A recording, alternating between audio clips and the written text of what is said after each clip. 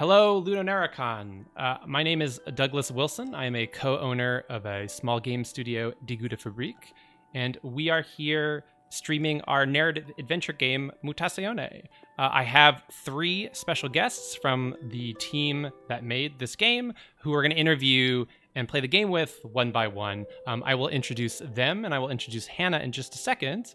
But let's actually start the game. Here we are in the main menu. And I'm going to continue. I have teed up a save file from this game. We're not going to start at the very beginning. I want to start like maybe about an hour and a half into the game so we can get right into the middle of it. So let's welcome our first guest. Hi, Hannah. Hannah Nicklin. Hi, Hannah, in addition to being the new CEO of our studio, Die Gute Fabrik, you worked on this game that I'm playing here as you kind of watch and chat. So what did you do on this game? And then I'll introduce this game after you introduce yourself. Sure. So Mutazione itself was in production for quite a long time, on and off. It was one of the reasons that Nils founded Die Gute Fabrik in the first place, and then brought you and Alessandro on board. The game's gone through a lot of different iterations and main focuses. I came on board 4.5 years ago as someone to help support the English version of the game. There was currently a Danish writer on the game.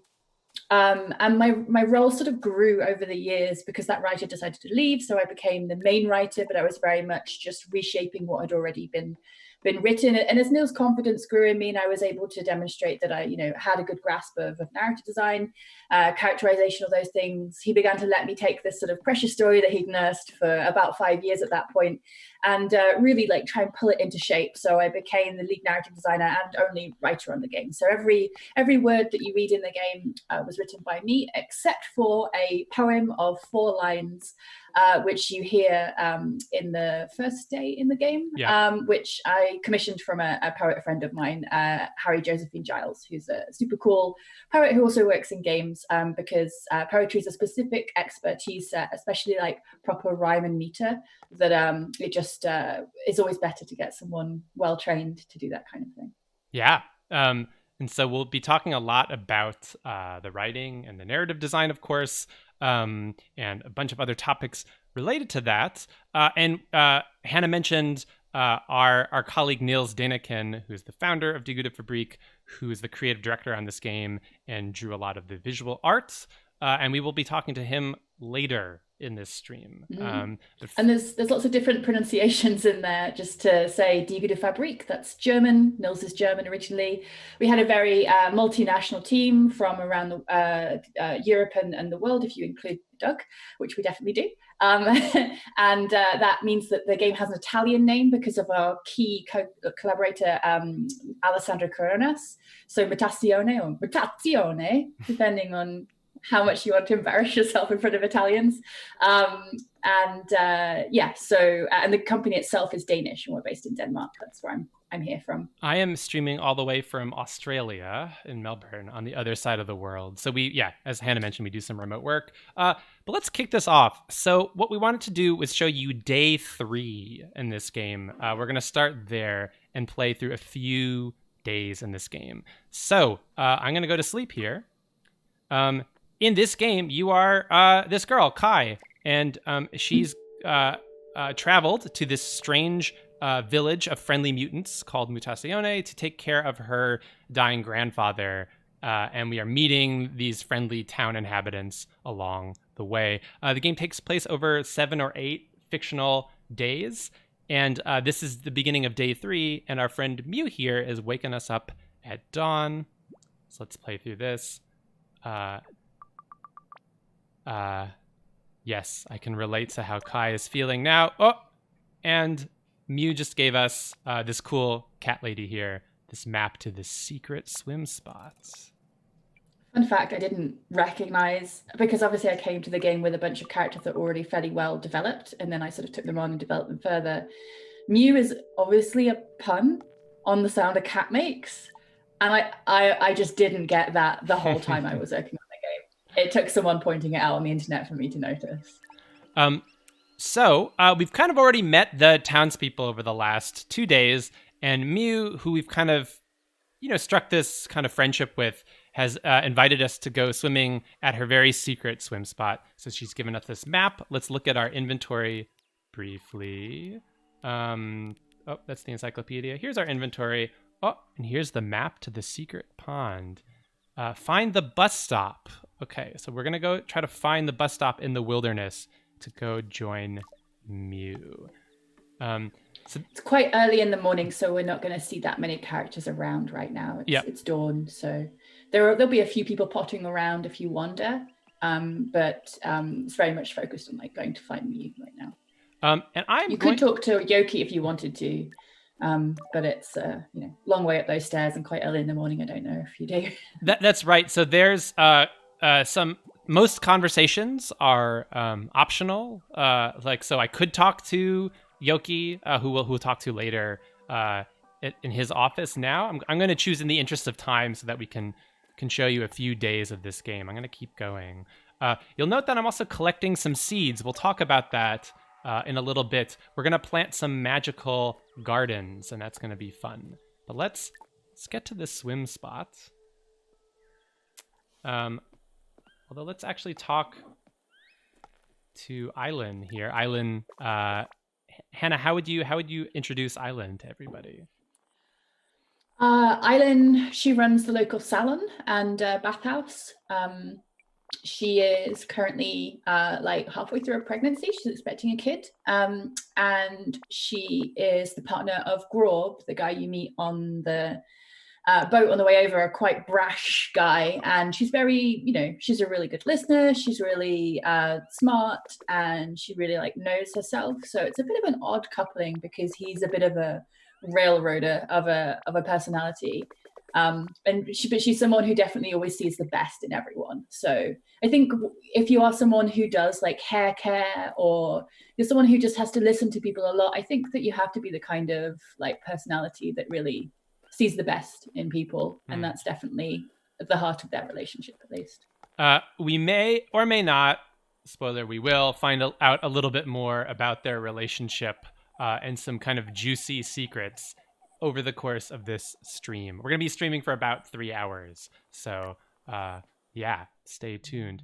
Okay, big cinematic chapter reveal. Chapter 3. This chapter is all about the wild. So for the first time, we're entering the kind of wilderness area outside of town. So kind of in the fiction of this game, we're in this kind of post-apocalyptic continent that was hit by, and none of this is spoilers. This is kind of teased to you. The setup. The setup over the course of the game. Some decades ago was hit by this big meteor, kind of destroyed the civilization on this continent, this island, killed most of the people there. Some people survived. Number of mutations happened, which is why you're in this town of friendly mutants. And started kind of rebuilding this community, this town of Mutazione. So we're here decades after that happened. And over the course of this game, we're going to find out a lot more kind of about what's transpired in this town, not just with the meteor, but events since that happened. So, Fun fact, most of the plants and wildlife have names. I named all of them, the little amoeba style things, they're called starbucks, and the little floppy actually, they're called purple sap stealers. I love the purple sap stealers. This is my actual favorite thing in the whole game. Our animators, we had 2 animators, one who focused mostly on characters, one who focused kind of on wildlife, and you'll see as we play this game, I'm really, really proud of the job they did.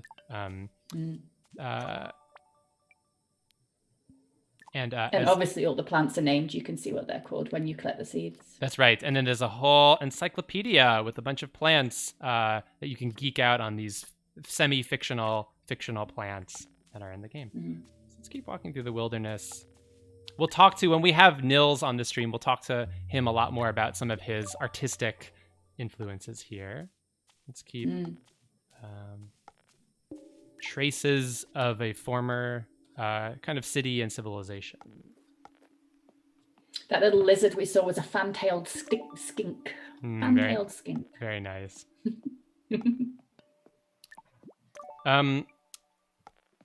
Let's keep going. I really want to talk to you about this conversation that we're going to have with Mew, who is one of my favorite characters in the game. And I think you'll see, Hannah, is it fair to say today, each day has a kind of different vibe or energy to it. Today, as we're going to see, is like maybe a little sad and melancholic. Is that right? Yeah, so it's hard to talk about without spoiling in a way, but there are definite themes to each day which link into a bunch of the gameplay, and so the story is very wrapped into some of the magical gardening that you'll do, the musical gardening, which you'll talk about a lot more with Alessandro later on. I did a lot of work to weave that gameplay into the storytelling so that any of the work that you do, building gardens, planting seeds, always has a narrative motive behind it as well as a gameplay one. But by the way, at the risk of interrupting you, you can sometimes look around at little things in the environment. Here's a little nice bike in the... which is maybe nice for the team to put in little personal references into the game. Is that right, Hannah, as a avid cyclist yourself?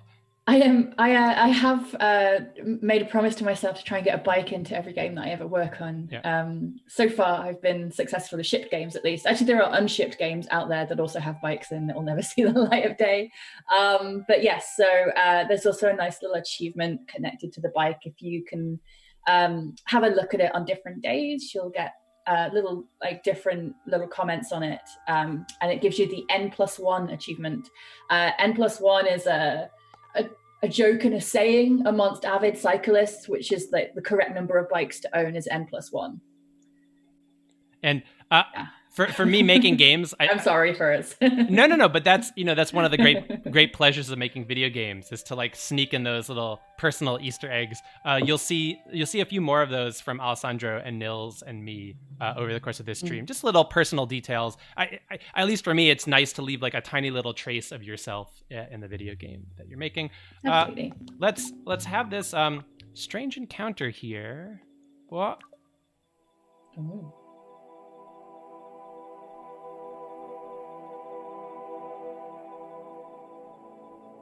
Ooh.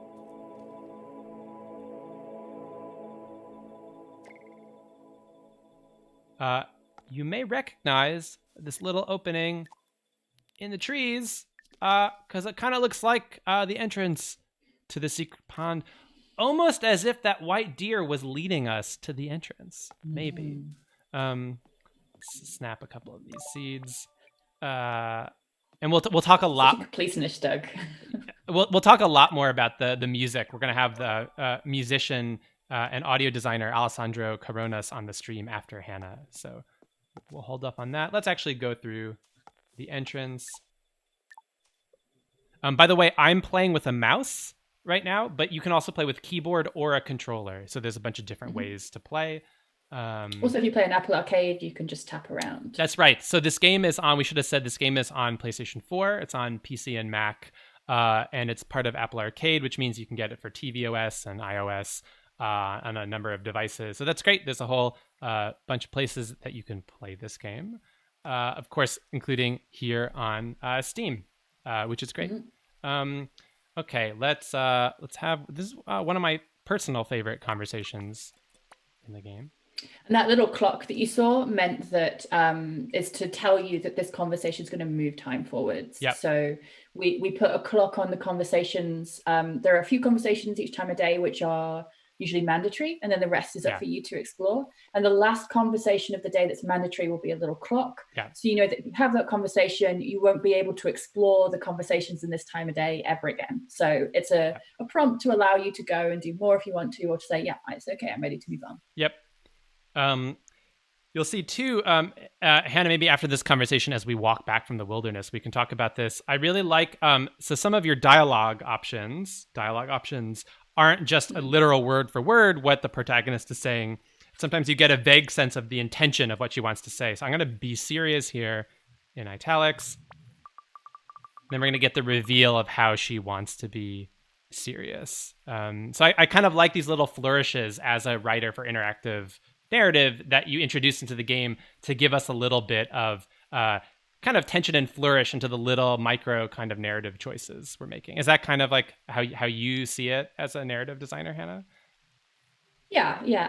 It's very much about retaining room for Kai to surprise you in order to make it feel like she's a character in and of herself. Because you're not building Kai, not changing her. It's about giving her room to be an autonomous individual whom you are guiding.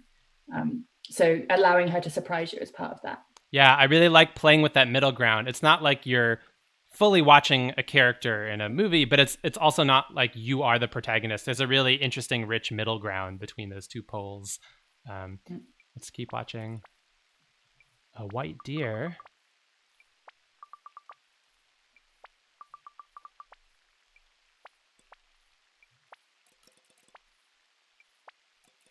Wow.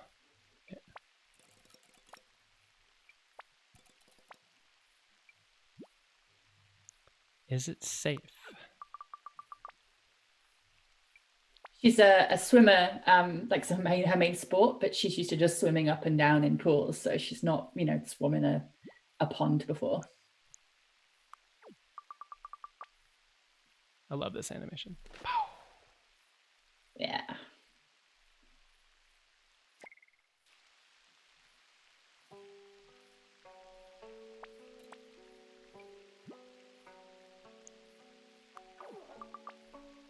By the way, sitting here in COVID-19 pandemic, I am so jealous of like, oh boy, wouldn't it be great to go swimming outside in the wilderness?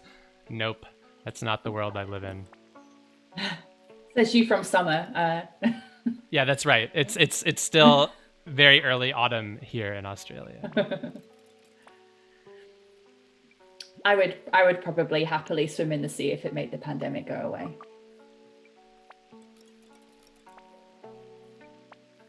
Tung is another character. It says Claire that we'll meet. We've already met, but we will introduce you, the stream viewers, to them in just a little bit.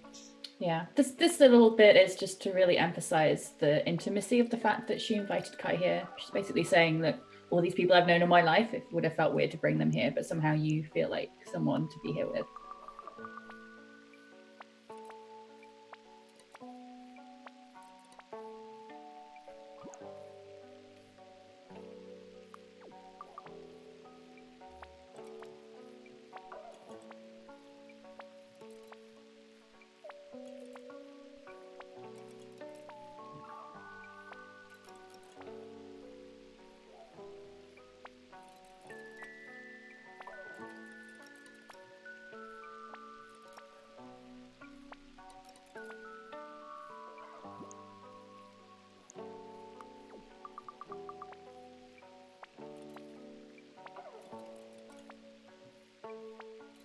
Nano is your dying grandfather.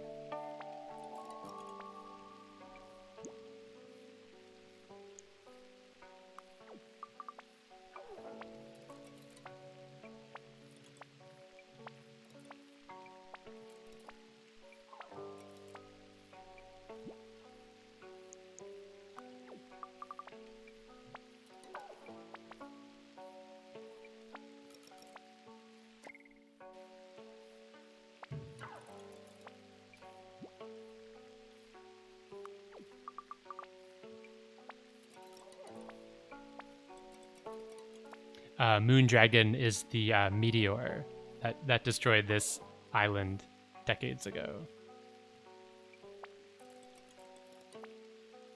Although I don't necessarily always state that stuff. I like using like quite naturalistic exposition, where you let characters talk a little bit in ways that they feel very comfortable with, but is a little bit intriguing for the player. Yeah, I'm being a little explicit about that.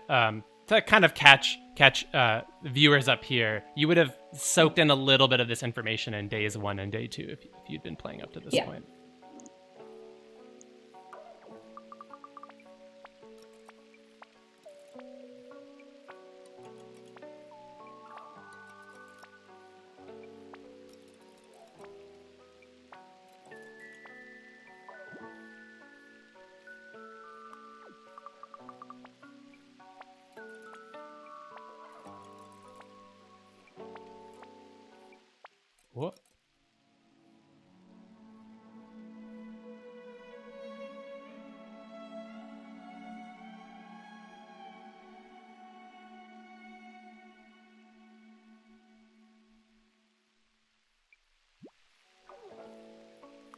Whoa.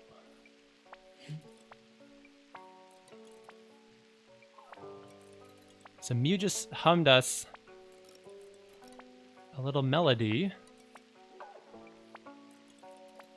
that we might remember and use in the future.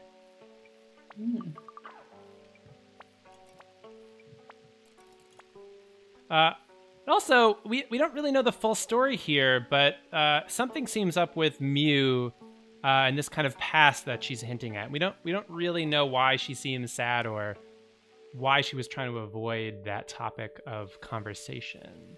So that's a little bit what we're going to learn about today.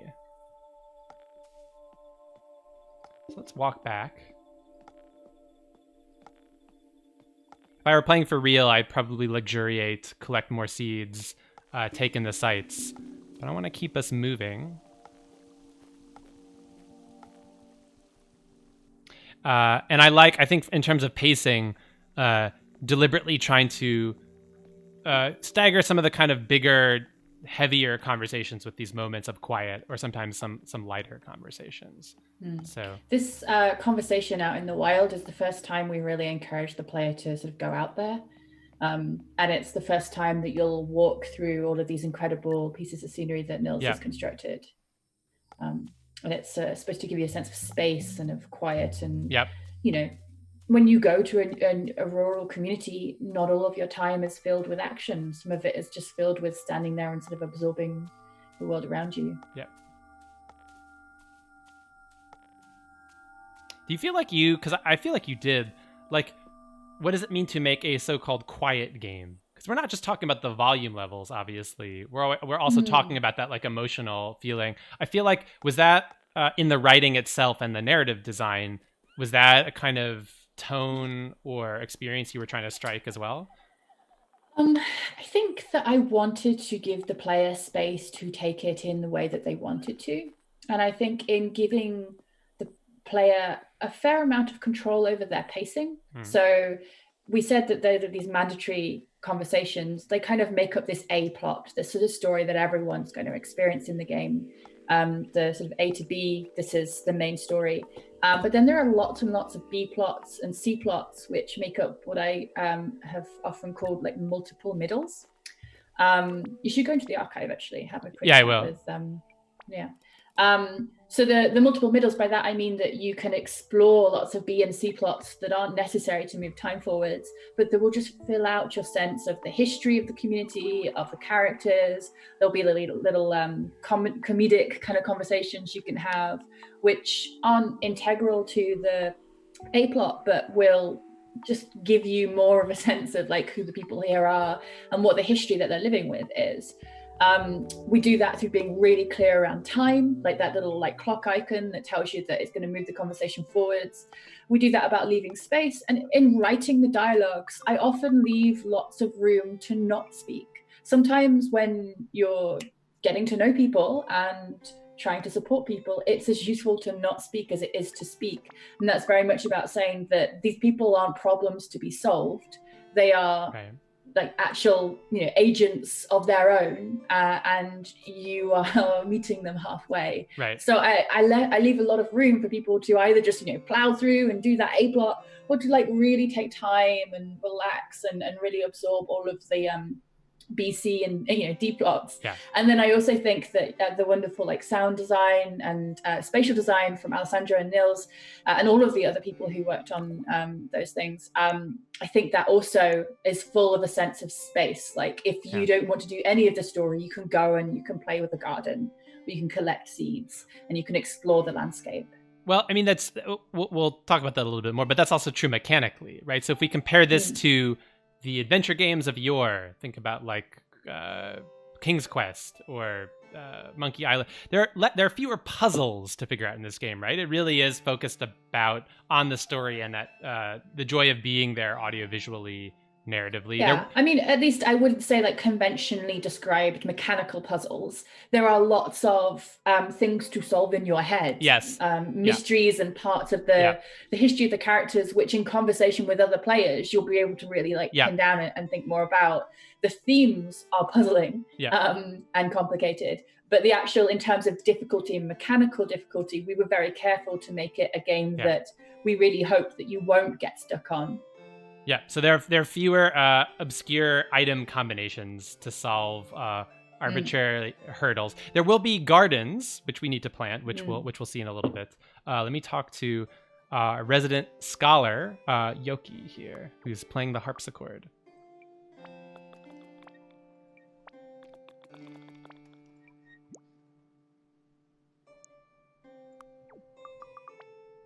You and Tung are in a band. It's mostly punk, so that's kind of a joke.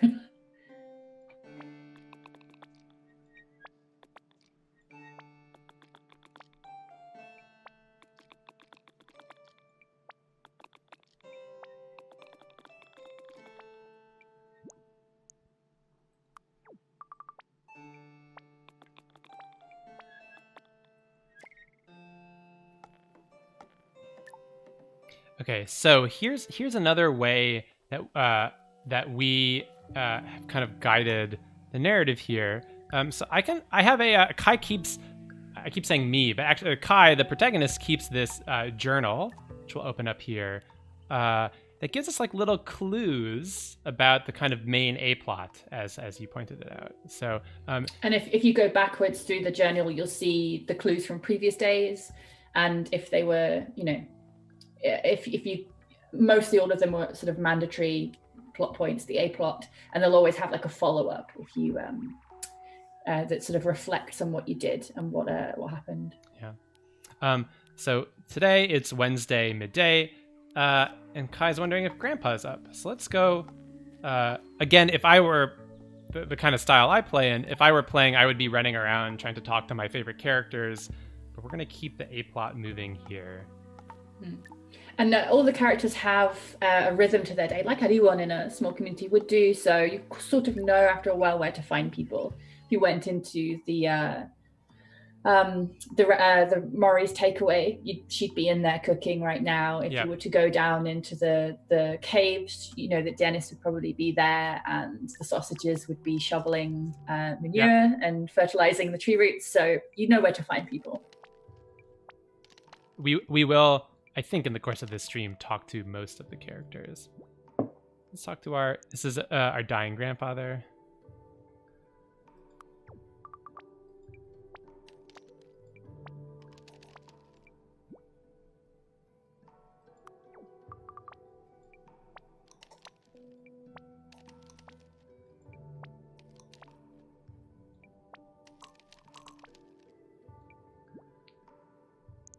Kai's a little impatient here. You're not going to tell me what's wrong with her? She's 15, And I think Hannah, it's fair to say there's like kind of a subtle lesson here in terms of letting people tell their own stories. Is that right? Absolutely. I think it's really important that the community are quite respectful of Mew. They all know that she has gone through a past trauma, which she is still not quite dealing with. And I think her Nono in particular thinks, actually someone new could be someone that she would open up to in a way that's quite useful. So he's sort of gently guiding her in that way. He's been the steward of this community for a while now. But Kai's a little bit frustrated with him from days 1 and 2, where he's always been a little bit elliptical when he tries to talk about things. He's got a few secret plans for Kai. And it's beginning to be a little bit frustrating. So if she seems a little bit moody here, it's sort of the build-up of several days of that's coming across. So yesterday, our grandfather taught us another special song. So we're starting to realize that song that Mew hummed is another one of these special songs. We used Nano's special song to magically grow some plants that we planted yesterday. So it seems like, using our special drum, we are going to continue to grow some magic plants. And our grandfather has suggested that we grow Mew's favorite, the Blackpool lily. So that's kind of one of our new tasks for the day. Let's look at our journal again. So we know from talking to the grandfather, maybe it's a good idea that we grow some of these plants, especially the Blackpool lily flowers. I really want to talk to you about the music that you're hearing in the background. Save that thought, though. We're going to have the composer and audio designer, Alessandro, on our stream in just a bit. And not to denigrate Doug, all of the excellent work that you did on the audio programming as well. Like, I feel like with you introducing all of these chats with people who worked on the game, you might not take the time to credit yourself. So we should just say that Doug was a game designer and audio programmer on the game. So he really intimately knows the audio and did a lot of the design discussions, particularly around the gardens, but also was a key co-designer with me on the narrative design and how that interacted with the game design. Yeah, a big team effort, and we're only going to talk to part of the team today, not everyone. Let's have this conversation. We'll keep going. Just to remind everyone, if you're tuning into this stream, we're here streaming a narrative adventure game called Mutazione that we made and released in September of last year, 2019. You can get it on Steam and a number of other platforms. And I'm talking as part of Ludonarracon to some of the developers of the team. Here we have Hannah Nicklin, who is a writer, narrative designer on the game. And so right now we're talking about some of the story and the narrative design. This is I had to do this conversation because this is one of my favorite little animations in the game. This is I didn't even see this animation before. Oh, really? I can't believe I played this game so many times. There's the little dot does a yawn and then Bofek does a yawn. Yeah. I didn't see that before. There's way too many animations in this game. Our animators really Anna and Espen. Because my view of writing the story is in a bunch of tools. So it and then it gets animated afterwards. The animations get added in around the writing that I've done. So it's really rare that I will have seen in action every conversation. So let's talk about a little bit as I run over here. Tools. Ooh, Mari. I think you should talk to Mari. Okay. Because I like Mari and she, I think, might say something useful. That's right. We haven't shown the viewers on the stream more yet. Let's do that. Why do we do that? So tools. We use our own, and big up to Morten and Christopher and everyone on the team who helped work on that, our own homespun in Unity, the game was made in Unity, tool for kind of organizing the story. As Hannah mentioned, you were often working kind of in this tool, stringing together little bits of interactive narrative. Is that right? Is that kind of what a lot of your writing process looked like, actually putting it into the game? Yeah, I mean, my writing process was made up of many different micro tools, really, including Google spreadsheets. I very much, there was no way to catalog and keep track of the conversations in the tool, and there are hundreds of them, nearly 1,000, I think, maybe even more. And so I had a series of spreadsheets which helped me keep track of that stuff.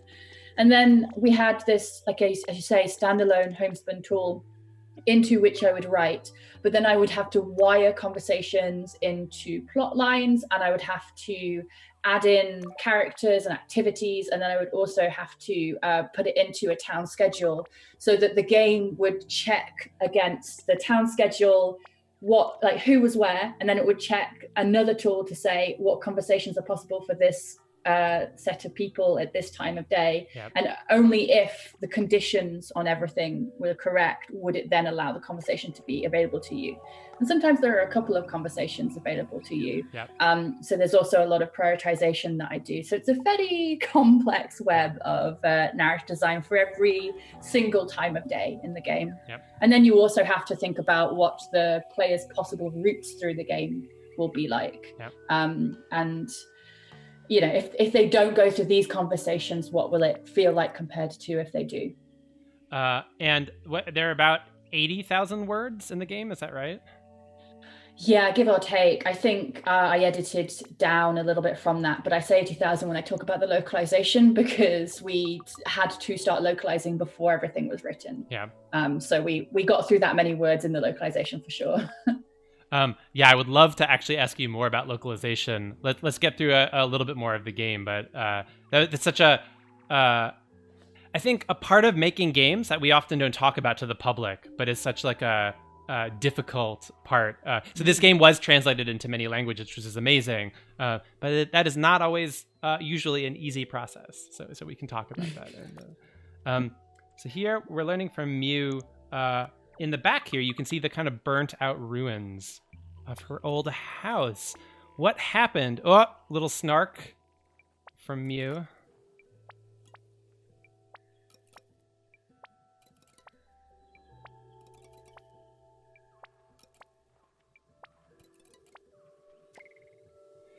So we don't really know what happened, and that's part of what we're as we're like piecing together the backstories of these characters, getting to know them. So that's a little bit what we're going to learn about, not fully in this day, but over the course of this game. It's worth saying that Nils has held this world in his head for so long that there are things about it which are self-evident to him because it's just always been true that, you know, this is where this is and this is where that is.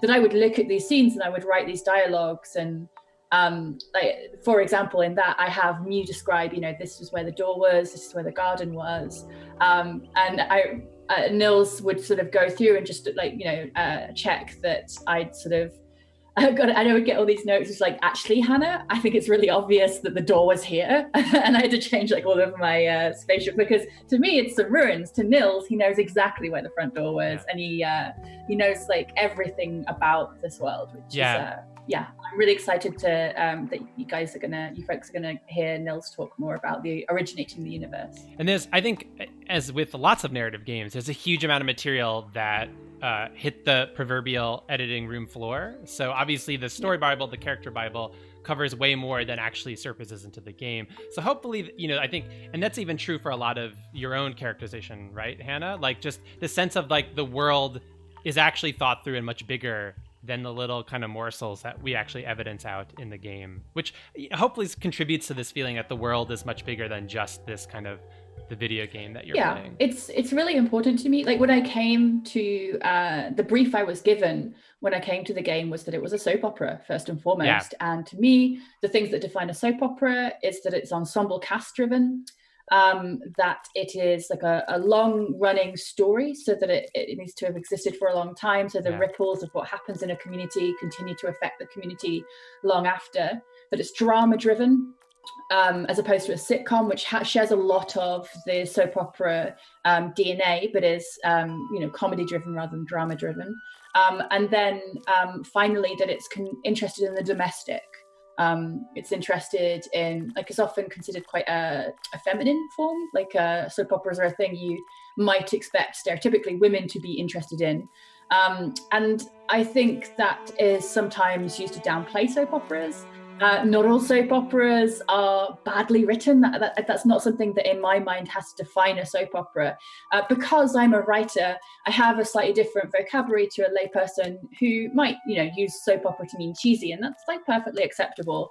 But when I have to use specific words to talk about form and genre, it's really important to me that those are fairly neutral terms, because an action movie can be good or bad, but it has certain qualities which define it as an action movie. And I would say the same about soap operas. So for me it was quite important that you got a sense of this world existing a long time before you came to it, and that it will continue to exist after you've left it. And it's all about those ripples that move through the community over generations. I'm also really glad that you reminded me to talk to you about this idea that this game is a soap opera, which we kind of talk about when we talk about this game publicly a lot, right? This idea of a supernatural soap opera. So we'll talk about that. I want to get back to that. First, let me tell you really quick about what we're doing here. So I've been planting this musical garden. You see, I've planted these seeds that we've collected around the world, or that You probably just saw Maury gave us some special seeds, so you can collect them from characters as well. So we can plant these little seedlings in the ground.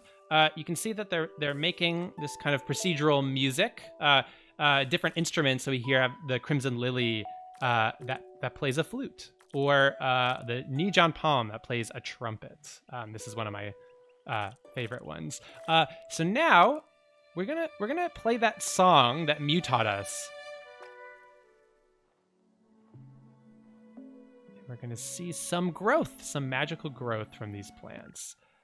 As we grow the plants, and I'll talk a lot of more about this when our musician Alessandro comes on the stream in a little bit, about the whole kind of musical system behind this. For now, in terms of the story, we are trying to grow this garden that suits this place, that suits the mood of the day, that suits this character Mew, that will hopefully advance the story a little bit. So our grandfather suggested maybe we grow this special Blackpool lily, Mew's favorite flower, to see how she reacts. That's quite a nice dark garden, Doug. You did a nice little bit of planting in the background there while we were talking. I also, you can plant plants of other moods. So I've planted this Pacific plant in the back, but mostly here we were focusing on this melancholic garden. So you can sit back and listen. We'll do more of that with Alessandro. So I'm going to back out of that. We could also tend our plants. We could move them. We could see how they're doing health-wise. Here we have the rain willow. It plays a cello, and it's a fully grown, mature plant. Let's look at this Blackpool lily. Can now be harvested. So this Blackpool lily sits in the water, plays a harp, and which you can hear a little bit in the background.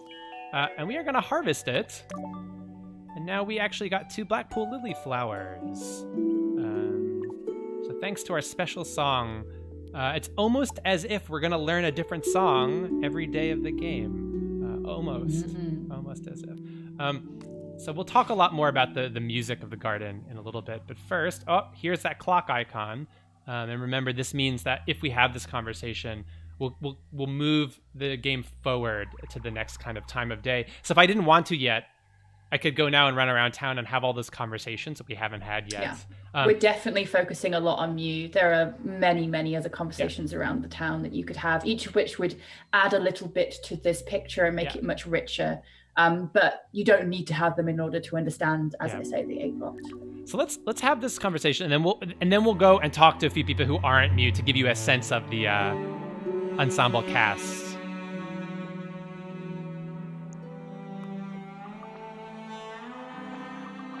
Ooh.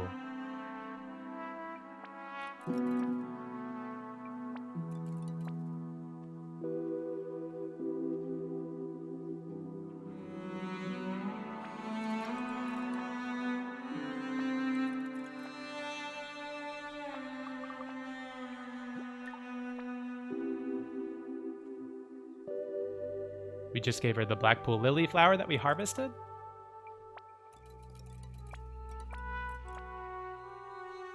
Her kids.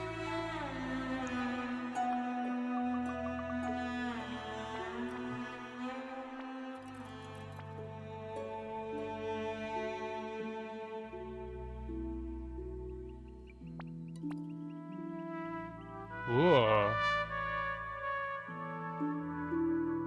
Love that animation.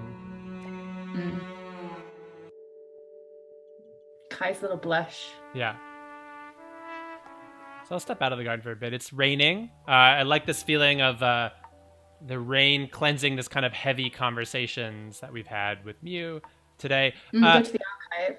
Let's go to the archive. That is, by the way, the first time we've heard, I believe, about Mew's children. So that's for a new player playing this game for the first time. That's a surprising kind of little reveal. So let's talk to Yoki a little bit. I love the light in here. Yeah. God, I wish my office looked like this.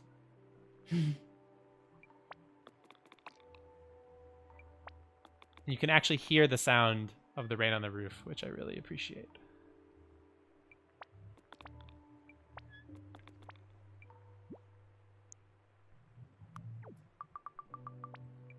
Yeah, who knows which came first? I don't know if I wrote that and Alessandro was like, I should do that, or if I heard it and then wrote it. Who knows?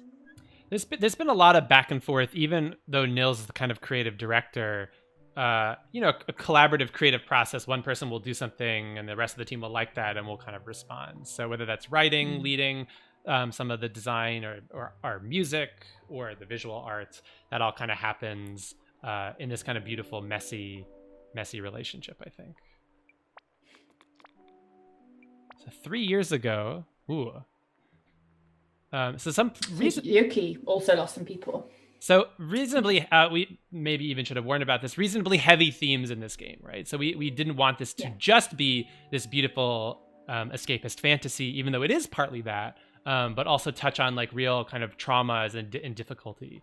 So I think all of the best soap operas that I studied a lot of soap operas in preparation for this: Star Trek DS9, Grey's Anatomy, The Archers, which is the longest running soap opera in the world on BBC Radio, and all of them will often deal with extremely tough topics, and almost all of them are also about intergenerational trauma and what it means to deal with things, and post-traumatic trauma, and how we process the life events which touch all of us, really, eventually. Again, the domestic doesn't necessarily mean the small. That's right. Is it right, Hannah, that in talking about this game, you've said that you feel like the soap opera is actually a kind of a perfect form or genre for actually, in terms of like story talking about trauma, like. I think so. To realistically deal with it, I feel like that's probably the cheesiest of the soap operas that I watched in preparation for this was Grey's Anatomy. And I think that something that Grey's Anatomy does really clearly is, several seasons in, they sort of make jokes about the fact that they've all gone through like big season ender style, like plane crashes, spoiler, sorry, etc., etc. But it doesn't really become about that joke. It actually becomes mostly about post-traumatic stress and how you deal with processing trauma and what it means to move on from trauma, and if you can ever move on from it. And I feel like soap opera is a form which is extremely interested in the ripples that move through communities and the responsibility we have for the actions that we take, because they do last a long time in the world, as opposed to like the hero's tale typical like form that's often used in games where you just run through the world and you rarely go back to see the effect that you had on that NPC that you spoke to, 5 days ago. So it was a real delight to explore a more unusual kind of form of storytelling in a game for me as a narrative designer. Yeah, for sure. Me and Nils definitely influenced by Twin Peaks, which obviously kind of a famous television show. It had that blend of like silly soap opera, but with some of those themes of trauma and the supernatural. Both me and Hannah just mentioned Star Trek Deep Space Nine. And to your point, Hannah, that kind of is secretly a soap opera that's wearing science fiction clothing. I mean, people, so a lot of things are called space operas, right? That's a form. And I think that possibly a lot of people forget that is a play on soap opera, not on opera. That's right. That's right. So the soap opera form itself, it's the idea of big operatic level events, but the soap, again, it hints to the domestic and the everyday. So it's the space in between the huge and the everyday, which is a really interesting tension to play with and doesn't have to come with a value judgment. If you'd spoken to any of these characters throughout the day, you would have discovered that Eileen, who is, several months pregnant, has been bailing out sewage from her bathhouse all day because of a mistake that's been made by Dennis and his sausage buddies. So this is that event coming to a head. So again, this is an example of how you can not dip into a B or a C plot through the day and then still come across the remnants of it. They've been living their lives whether or not you engaged with them. And also like a little lighthearted comedy and silly animations to dovetail with the really heavy conversation we've had. So here are the absolutely the infrastructure kind of team behind the sewage in the village, and they're really cheeky. A lot of the humor of the game comes through the sausages, and Dennis, who's the kind of over serious, over earnest character who's always a nice foil for the other characters, I think.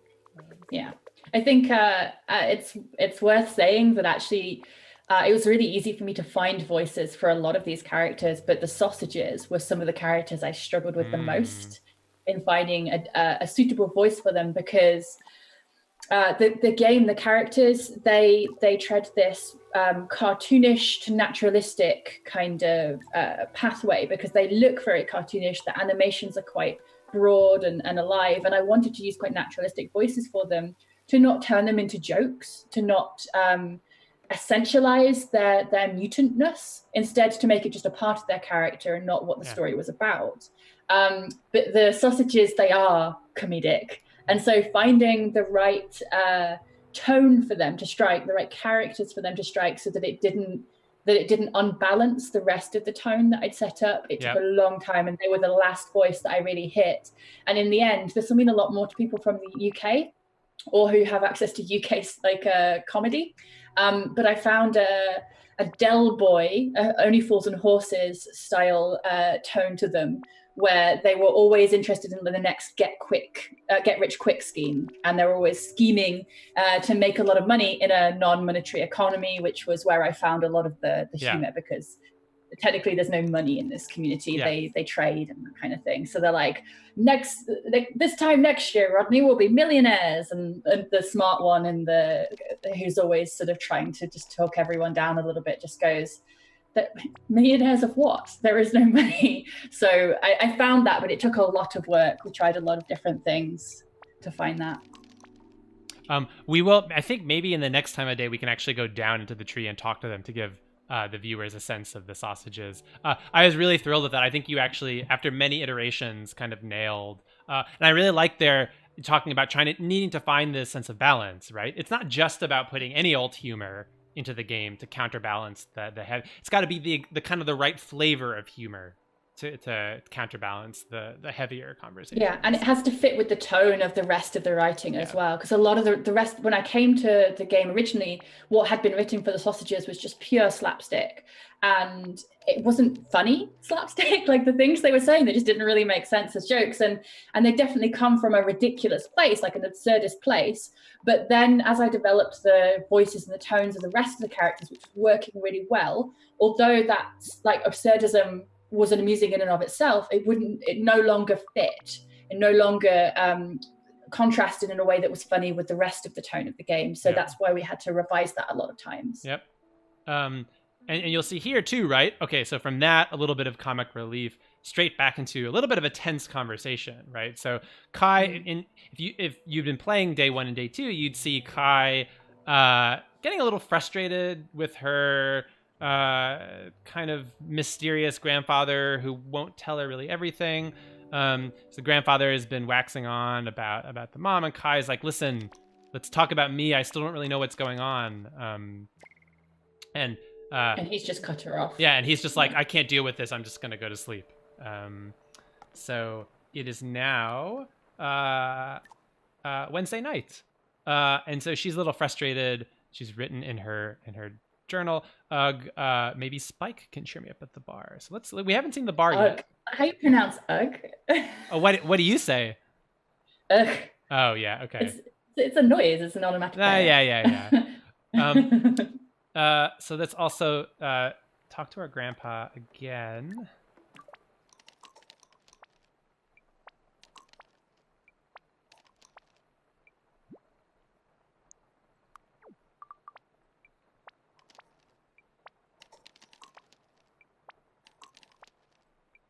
So we just grew that Melancholia garden.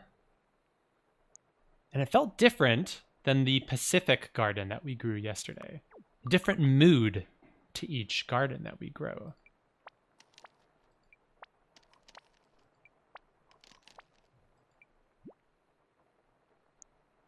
I'm gonna play as kind of nice Kai rather than take the more negative paths. Right, and so here, it's kind of because everyone kind of felt a little melancholic today that it felt appropriate to grow this melancholic garden. Or vice versa. Was it because we grew these melancholic plants that helped kind of solidify that mood through the and maybe village. draw it out in the same way as you might a poison, for example. There's certainly I gave that a tone like it was more significant than it was. I was like, there are no poisons to deal with in the game. But there is the same way that it can be really nice to listen to a sad song. There is a pleasure and a nostalgia of listening to melancholic music, right? And I think we'll talk about that more with Alessandro. But that's hopefully we captured that in both the town music of this day, but then also of those melancholic instruments that you heard in Newsgarden.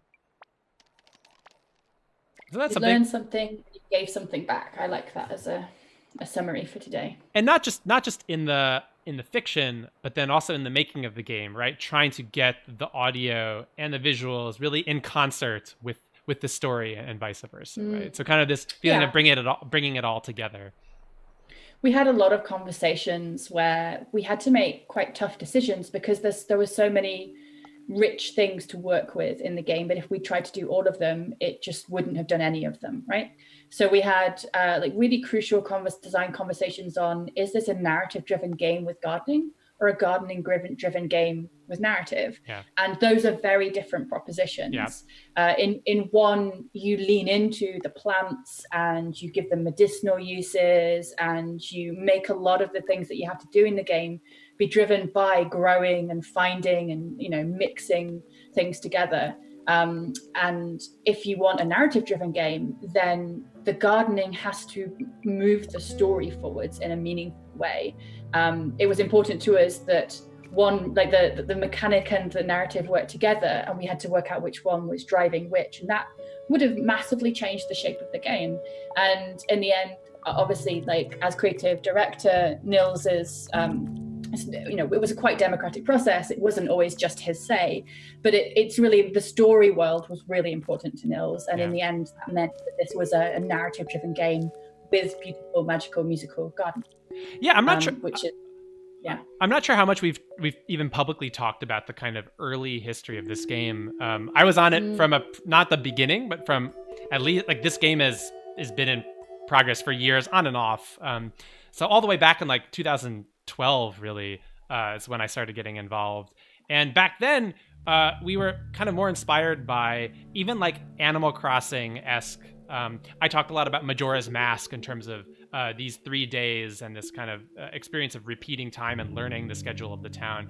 But originally we imagined an even much more complicated gardening system, maybe even with more mechanics, like, oh, maybe you'd have to like water the plants so they didn't dry out, or this plant would attract this butterfly, which you would need to pollinate this other plant. And that would be great, but that would be a kind of a different game that was primarily a gardening game. What we realized as we needed to give space for for this to tell this audiovisual story is that we didn't want to put any of these kind of really challenging puzzles that could kind of like break the flow or gate certain players from continuing. And so we kind of shifted, or at least for me as someone who was helping to design these gardens, shifted my thinking to let these kind of support the narrative of the game in this kind of just nice thematic audio visual way. So I think I think that also adds to the sense of it being, as we've been described, as a quiet game or relaxing game. Actually, the themes aren't relaxing. The themes are quite tough. The story that's told is difficult at times, but at the same time, because the difficulty is not gated, because the difficulty is sort of uncovering ideas and stories rather than mechanics which will stop your progress. It means that there's never frustration, ideally, as part of the gameplay. So in that way, it again gives you the room for the pacing to be quite relaxed. Yeah. That said, with infinite time, I would certainly love to have even more time to kind of stew on this. I think one thing is I wish... I like that we tied the different moods to the narrative theme of each day. But one criticism I've heard that I actually agree with is I wish we, in the story mode, incentivized players to mix the different moods together a little bit more, right? So, because I think we made that decision fairly late on to really I think I'd been pushing for a little while to ask the question. I didn't have a solution at the time. I needed a design discussion for it to say, look, we can't have the gardens be one strand and the story be another. We need to wrap them into one another. And we finally sort of got to that design discussion actually only like a year and a half out from shipping, which, bearing in mind everything else that we had to do to ship the game, including localizing, etc., was quite late on. So in an ideal world, I think there would be more complexity to how you engage with the gardens, because some of our themes along the lines of like they're anti-colonialist, and they're tackling some of the problems of trying to tame nature and exploit it. And gardens are, you know, historically connected to the idea of man being, and I do mean man typically, you know, the Enlightenment idea that man is the master of all that he surveys, and that, you know, lawns are an entirely made-up construct that doesn't exist in real life. So the actual, there's probably more nuance, there's definitely more nuance with more design time that we could have found in the gardens and how they speak to those themes through their design, their mechanics, and their iteration. I think one thing, so when we launched this game in September, we launched it with just a story mode. And then in December, with our free update, we finally added this freeform garden mode, which is even after you beat the game, complete the story, you can now play around with the gardens and kind of, you know, make your own music, leave it on. The hope for me as someone who co-designed these gardens was always that you would enjoy this process of making your own music and kind of, you know, leave it on, your own compositions on as you cook or you read or whatever. And this is the realities of game design, like making themselves felt in the actual design that comes out in the end. It's that it was always incredibly important that garden mode existed, because it had, for a long time, the game had been just garden mode, and there was more room to play with all of the wonderful work that you and Alessandro did on the music, and all of the thought that's gone into the seeds and how the gardens could and should work, but necessity, because of the deadlines that we had, because of the excellent partners that we decided to work with, it put time pressure on us, including having to localize into like 15 languages. It meant that we just had to make some sacrifices, and because we had always intended to make a standalone garden mode, it made a lot of sense to go, well, we can release that a little bit after as an update, because it was very easy to take out and put back in. But it's still difficult and hard for us as designers, because it always was and is integral to what we hope people will understand of the game, and necessarily updates are almost always seen as add-ons, not as part of the you know, because they're not what gets reviewed. We were really happy to get some reviews, people talking about garden mode when we did release it, but it's never quite seen as part of the whole, although it always was considered so.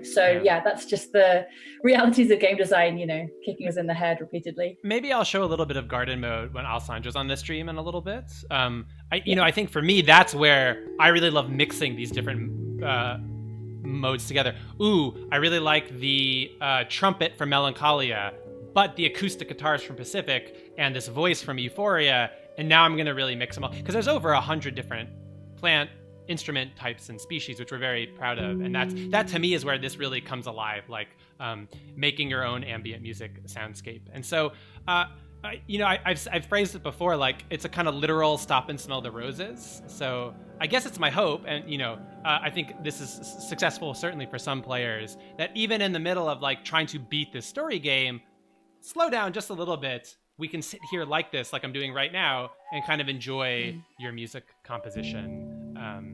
The deep strums of that, different types of guitars that you're hearing, the table harp. You should go and talk to Mew, because her house is really cool. So let's, and our goal with Hannah was to finish day 3. We're almost there. So let's do a few final conversations. Yes. This is one of the coolest scenes for sure in the game. Mew's house.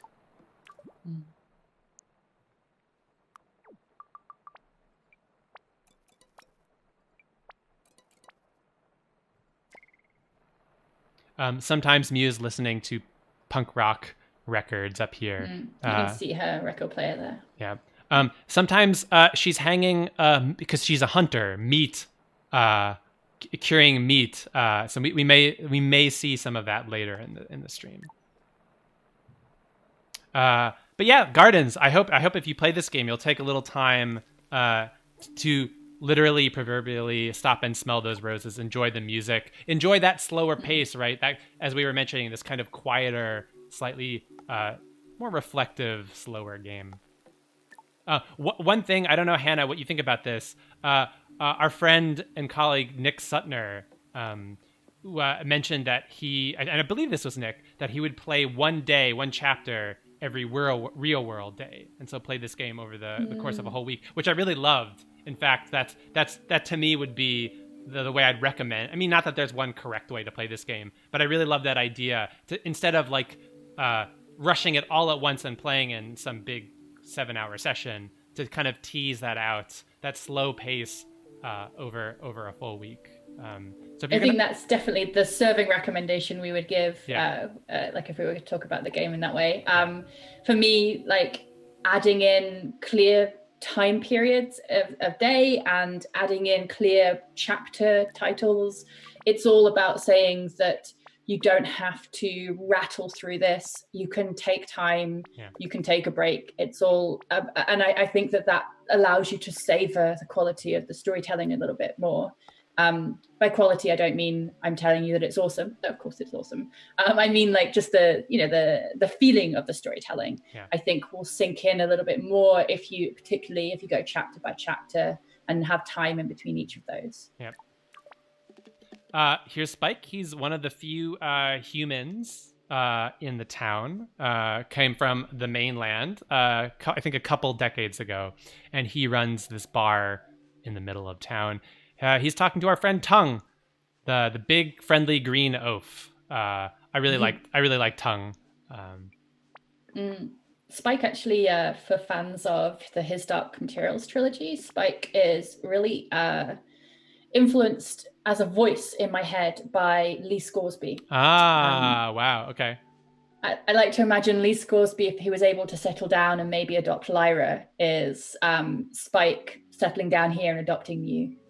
Hannah, you're kind of blowing my mind because I only watched the television show after we released this game. And so now it's like, oh, wow, live on stream, now I finally understand that character reference. I haven't read the books yet, but... Yeah, the books are very good. I recommend the books. The latest one is a little bit, I don't know, Philip Pullman wrote the trilogy actually quite a long time ago now. I think I read it when I was 12 or 13 or something, and I'm now 35. The latest book, it returns to the world, but he hasn't moved on enough in the way he's put. He was okay at portraying a young girl as a lead character, but now he's portraying a young woman, and there's just a little bit of clumsiness around that, which you feel. It still feels like it's being a young woman as the main character who's being observed by a man in his writing of her. So, yeah. Oh, yeah, this is a great reference. This is a reference to, is it High Society? It's got Louis Armstrong plays trumpet in it. It's an old black and white film. Whoa. And it's a musical, I think. And then there's this scene where they have a model boat because the character who used to be in love with, they used to be married, and they're having this, I think it's like someone like Gene Kelly or Clark Kent, or I don't know, that's Superman. Who do I mean? Clark Gable? Yeah. I've lost all of the information to do with this in my brain somewhere. But there's this discussion they have about this boat, and there's this model boat they set on their swimming pool, and he goes, she is ya.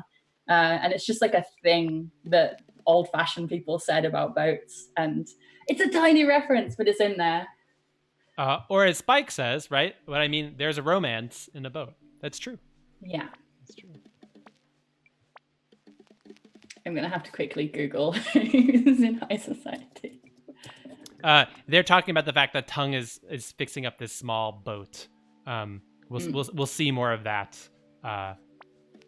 later on in the stream. Okay, High Society, romantic musical comedy film starring Bing Crosby, Grace Kelly, and Frank Sinatra. Whoa. Sinatra, who I was looking for. Sinatra and Grace Kelly. It's extremely good. Extremely good. I love this late night rain. I love the sound of rain. Let's have this conversation. So we're just overhearing this one, actually. So a couple times over the last couple days, we've seen these kind of private fireside conversations between Tongue and Island, almost as if something's going on here. Maybe, and maybe we'll learn about it tomorrow. So in classic soap opera fashion, there will be some juicy plot twists.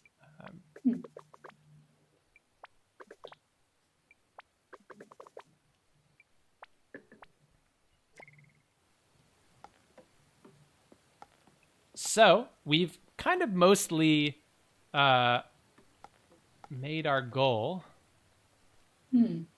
I think I'm going to leave it here so that we'll pick up in just a little bit with our composer, Alessandro, and music audio designer, Alessandro Coronas, and we will play through day 4 of this game and talk about the music and the audio design. We've had, for the last hour, Hannah Nicklin here. I am Douglas Wilson. We are both from Die Gute Fabrik, a small game studio based in Copenhagen, but people all over the world. Hannah is zooming in from Copenhagen. I'm here in Melbourne, Australia. Hannah did the narrative design and writing on the game. Thanks for joining us, Hannah. Yeah, I think it's been a real pleasure to chat a little bit about all of the hard work and behind the scenes thinking that goes into hopefully making Mutazione a delightful and careful experience. So we have coming up, Alessandro we'll talk to about for an hour about the music, and then Nils, the creative director of the game, will talk a lot more about the kind of inspiration for the original idea and the artwork and some of that. So lots to talk about in this game. We're hoping to make it through day 4 and day 5. Day 5 is where things get really real. Some of the juicy soap opera stuff really comes out in a fun way, I think. Great. Let's leave it there. We're gonna take a short break, and we'll be back with Alessandro. Thank you, Hannah. Where they can find you online on social media, is that right? Yeah, so my name is Hannah Nicklin, Nicklin, and if you put me into Google, I have pretty much all of Google sewn up. It's a rare name. So you can find me on Twitter, you can find me on most platforms using that name. So yeah, come and say hi. And yes. If you like Mutazione, please do tweet Gute Fabrik, Gute, G-U-T-E. Fabrik is like fabric with a K at the end instead of a C. And we're always eager to see pictures of the gardens that you build and to hear what you think of the game. So do connect with us on Twitter and come say hi. Hannah, what I'm gonna be the that fan. What are you working on next? Are you working on anything? We are working on top secret, new exciting project from Gute Fabrik. We are. We have learned a lot from Mutazione, and we're really keen to put that into action. We want to take a lot of the themes and the sort of narrative design stuff that we experimented with in Mutazione to take it further, to make it more exciting, to take it different places, and to a new and exciting world. That's all that I can say for now. It's not a sequel to Mutazione. I'm sorry, Mutazione fans. We were with that world for a decade, and we are ready to move on. But we're really excited in a few years to begin talking to you all about what comes next. Yeah. So stay tuned, follow us on Twitter. Yes. That's where you'll hear all of what's coming up. Yes, that was a very leading question. I am also doing a little work on it myself. So thank you, Hannah. Let's take a break. Thanks everyone for listening.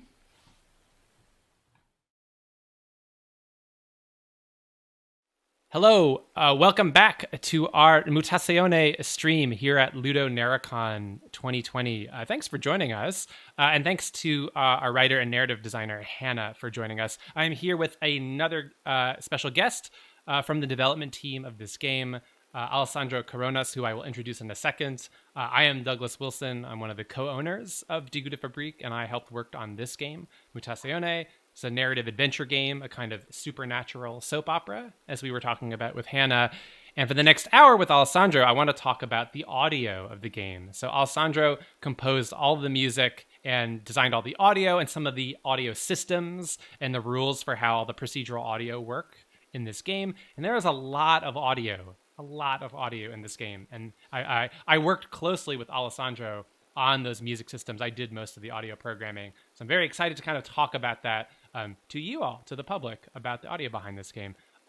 Alessandro, thanks for joining us. You are joining us all the way from Sardinia in Italy. Is that correct? Oh, yeah. Everybody. And so I'm here in Melbourne. And in fact, me and Alessandro collaborated remotely, even though we met in person a few times throughout most of the development. So this is being on a call with Alessandro talking about the game is a very familiar situation to me. Okay, so we just played through day 3 with Hannah. So this is in this game, this narrative adventure game. You're playing as Kai. You're visiting this town of friendly mutants, and you spend about 7-8 days in this fictional world. So we just completed the 3rd day. So we started this stream kind of midway through the game, and now with Alessandro, I want to play day number 4. And we're going to talk about the audio. We'll play some of the gardens and talk about how that was composed. In day 3, focused on Mew and had this kind of melancholic mood. Day 4 is going to have a different mood and focus on a different character. So it's late night here in day 3. Let's go to sleep. But before we do that, let's go visit Mew one more time. You can kind of hear in the background some noisy music. Mew is here in her house, listening to punk music. So Alessandro, you actually recorded all the music we're listening to here. Is that right? Yeah.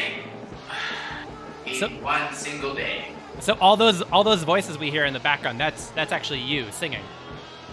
Yeah, that's me screaming on the microphone, and then I pitch them up a little bit so that I could just be more female-ish. Yeah. And there are 3 songs in the game that Mew listens to. Is that right? Yeah. They live together, and actually that day I made, I think, 5 or 6, and one that didn't go through the game, but at the game, like, it's on the OST. Yeah. Great. And there is, and that the original soundtrack, which we're selling on a bunch of platforms now, including Bandcamp and Steam, that clocks in over 4 hours of music. Is that right? Oh yeah.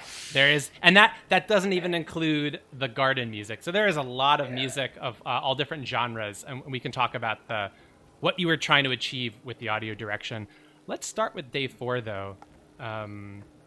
All of these sound effects, like the rain and the birds we hear in the background. So that's you also designed those sounds. And just for the listener, so a bunch of this is actually synthesized sound effects, like the rain, the birds, the bugs. Is that right? Not actual field recording. Some of this is done in a synthesizer? Yes, all of them. I think the only one that's the real field recording is a layer of cricket that I recorded in Cambodia when I went there back in 2015. So everything else is made like using a synthesizer because we needed to have that procedural. So we need to have like isolated control clips that I could just play around with. So why not say record like in individual clips like rain or a bug or a bird or something? Like why synthesized imitations of those? Because we needed to like it's a long story. Like when we started to like sketch the algorithms, the procedural algorithms, we thought like it was sounding pretty promising, and essentially we thought like, what else can we do procedural? And then we decided to have also the to give it a go for all the ambiances, so that you could hear a bird like on the right, then you could hear them like on the left, say 20 seconds later, just kind of give you the idea that the actual sound is actually moving. And to give it procedural, so it's not like a loop that kind of repeats, but it's. And in order to do so, we needed to have them separated into the clips. That's why. Was there any consideration for like not wanting it to be too realistic? Because like obviously this is not a super realistic 3D game. Like the graphics themselves are stylized. Is there like an aesthetic fit there that so purposely some of the audio effects are slightly synthesized as well? Yeah, that was a clear request from Nils. We didn't want it to have like a natural soundscape that you could relate to other places. I mean, for the most part. But they had something that unique. Like when I made a frog sound, I was actually thinking about a frog, but still is a frog sound that you've never heard before. Yeah. Synthesized. I do really appreciate that the audio helps us create a sense of world, like the fact that you can hear, as you would music kind of leaking out of her house, booming, echoing through the forest, or if we go inside, the kind of muted raindrops on the roof. I think all of that's actually really important to, making you feel like this is a living, breathing place. So good job. All right, let's go to bed. Are we gonna have a drink now? I think we are. Ooh. So tell us about the audio direction for these weird dreams that Kai has. Okay. Wait, can I actually see watch it? Because Yeah. It's been a long time. All right.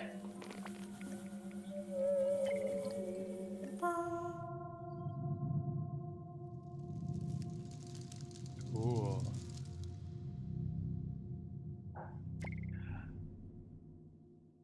Okay.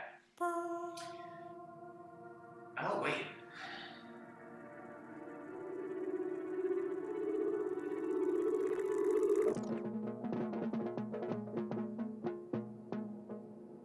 So Kai wakes up to a creepy beetle on her. It's actually quite cute. Yeah, it's actually quite cute. Beautiful blue, yeah.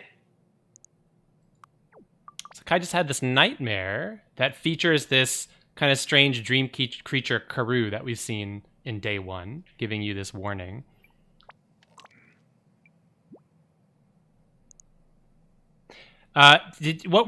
So there's that kind of pong sound that seems to follow Karoo around. Did you have like certain inspirations of what like the kind of audio direction for these strange dream worlds? Yeah, actually that's what I wanted to underline. Like that sound, I really hope that it hits the target, because the idea behind that, which is basically me doing what I just did, was like kind of a wake-up call. But it's like reversed, because you're actually falling asleep. Yeah. So you're just kind of waking you up like in a dream. Yeah.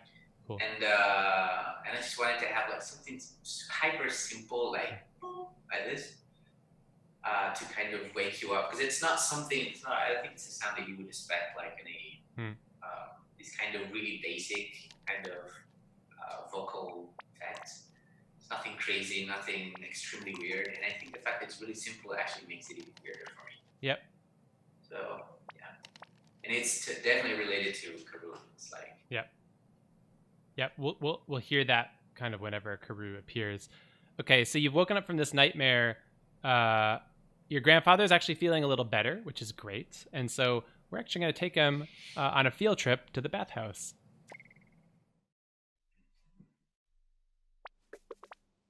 So here's the inside of Island's bathhouse. And everyone's really... Oh, yeah. The Nils' hairdos, yeah. Yeah, right. The hairdos in the background. It's great. Nils is so good. So everyone's excited to see Nano a little healthier, walking around the town. So this is a nice surprise because he's been sick in bed for so long. In day 1 we gave him a special plant, a Dracana, which is a little dangerous, but actually helped clear up a little bit of his sickness. So he's feeling a little better. And he desperately needs a bath.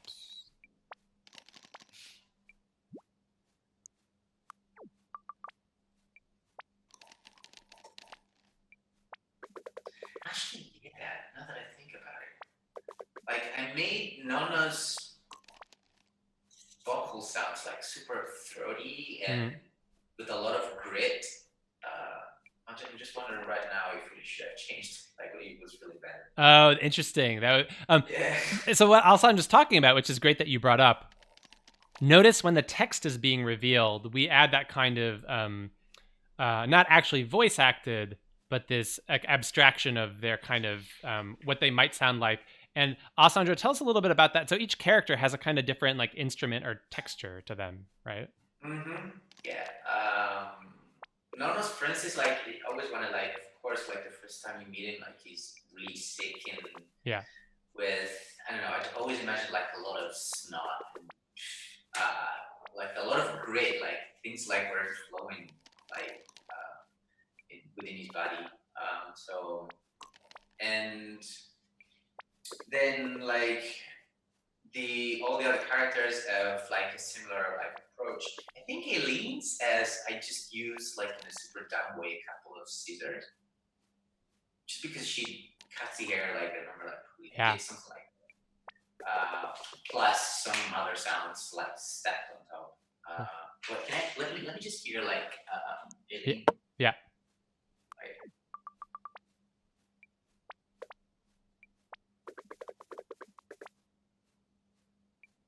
Probably also there's like some kind of, I think there's scissors in hair, like this kind of, not really my hair, but like, I don't know, probably even spaghetti, I have no idea. Like I just did something with, that I could just rub and it just reminded me of hair. Well, Kai, for instance, I wanted Kai to have like a super basic video game sound, so you can really relate to her because it doesn't really have. What if Kai is a sound that you don't like? You know, you're gonna hear Kai. So that's why I kept it like super standard. I got a visitor. Grazie, Rita. My lady just brought me lunch. Very nice. Yeah. So, in case you missed it, we just had a conversation. We're gonna go kind of grow this plant so that Island can harvest some oils from it. So we have, as in previous days, this kind of assignment to go grow a garden and grow this particular plant. So this day is gonna focus a little bit on Island, and it's gonna have a different kind of mood, and we'll explore that over the day. Let's leave the bathhouse. Again, if I were playing this, chapter 4, the bath day. If I were playing this for real. I would spend a lot more time kind of talking to all the characters and learning about those kind of optional plots. We're gonna keep the pace a little brisk so that we can get through the whole day. So let's check our journal. So I need to go to Mori to get some seeds. Let's go do that. And we can hear the music in the back. So every day has a different whole suite of music. Is that right? Mm-hmm. So there are 6 days of full town music suites, and then a bunch of special music around that. Tell us a little bit about today's music. Do you remember? I know it's been a while since you've completed all the assets. Do you remember? How much do you remember about composing this suite, the day 4 music? Yeah, that's actually quite easy because it was the last one that I made. And I remember like the mock-ups of this, it's one of the oldest, I mean like 2 years ago. And I remember like there was like a day remaining and I was like, oh, Jesus, what am I going to use? I've got a lot of sketches, and then I picked this and I reworked that. Because I don't think it was like, I never really thought it was like a good fit for some music, but then I changed a little bit, like quite a lot of things here and there, and it just became something that actually is one of my favorites. Yeah. So today is a little less upbeat, as we'll see. So the music is like a little slower than in some of the other days. Let's listen to this quick. Maury's going to interrupt us. We're learning another secret song, magical song. Maury is humming to herself this strange tune. Like the song that we learned from Mew, kind of.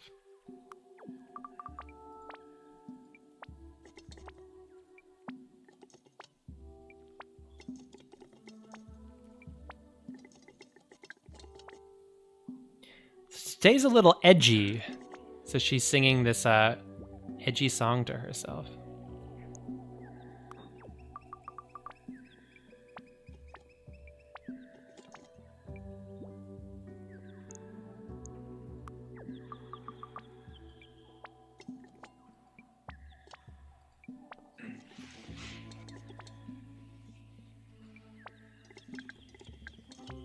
Okay, so we come back and lunch, we can get these seeds to grow the plant we need to. In the meanwhile, we're gonna go talk to Tongue. Like, do you remember, like, when we were discussing about these humming songs? Yeah. Since we didn't want it to have, like, the voice acting. At the end, like, we decided to have these actual songs. So. Yeah. And I always wonder, like, how the player, kind of felt them. Right. Because, like, by the text, you could tell, like, Mori was actually humming. Yeah. But this song, and I always wonder, like, if they would just glue them together. It just makes sense. So yeah, that's right. The song is a little bit of an abstraction that will tie into the actual plants in the garden making their music. So today's mood is harsh, and so we're going to grow this kind of harsh garden with its own specific kind of set of instruments and vibe to it. Let's go talk. By the way, I like that the noise that these chickens make. If you... Yeah, that's actually my voice. Oh, really? That's amazing. Yeah.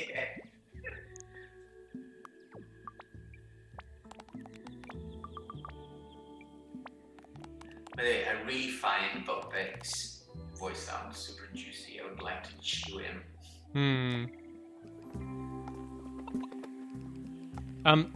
So let's talk about the music that we're hearing in the back. So every day has this different suite of music we've been talking about.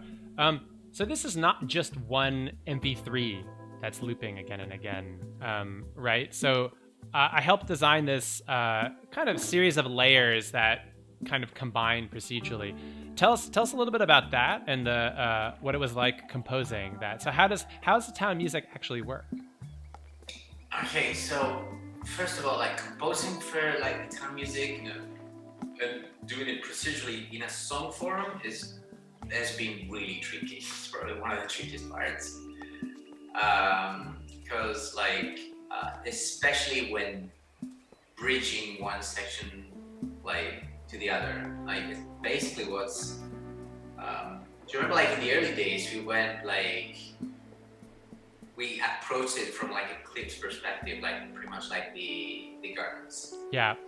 But it's like it was just like a nightmare because like if the garden's in free form, so you have so much more freedom.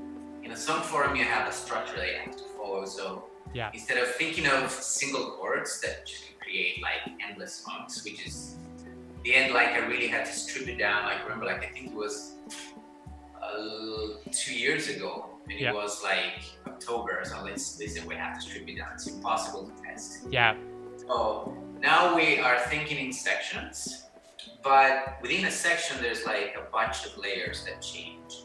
Yeah. So they connect together, and I think this song has possibly 3 sections. Yeah. So a lot of the suites, not all of them, have about 3 sections, but then each section can be made up of kind of a different combination of layers. Yeah, and you can also like combine, say, we have section 1, 2, 3. They start with section 1, 2, 3, so you can get accustomed to the song. Yeah. But then they can go from 3 to 2, then to 1, then to 3, then to 2, blah, blah. So there's a lot of variety there as well.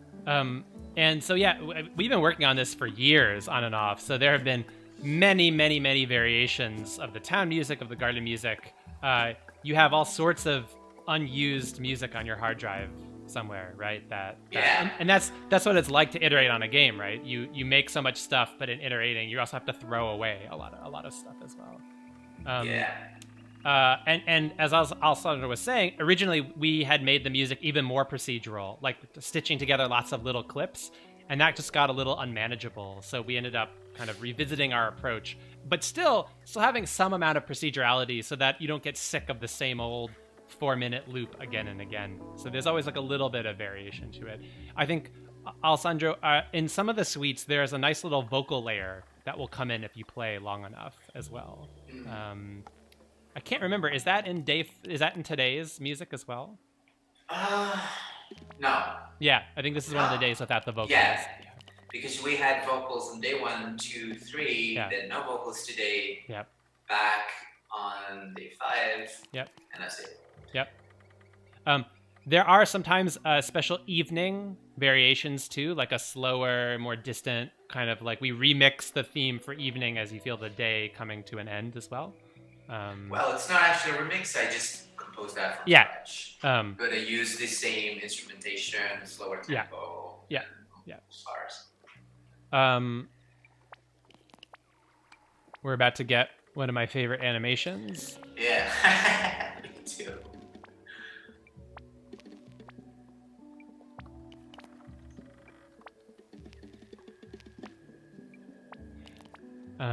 So we have a little. Let's see. There's 2 of them. There's like 3 Yeah. animations, I think, and in 2 of them I also added like a really dark screen.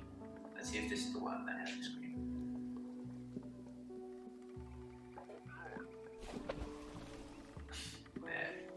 If you, I don't know how well you could hear it. You could hear him go a little as he. That's the one. But that's not my favorite.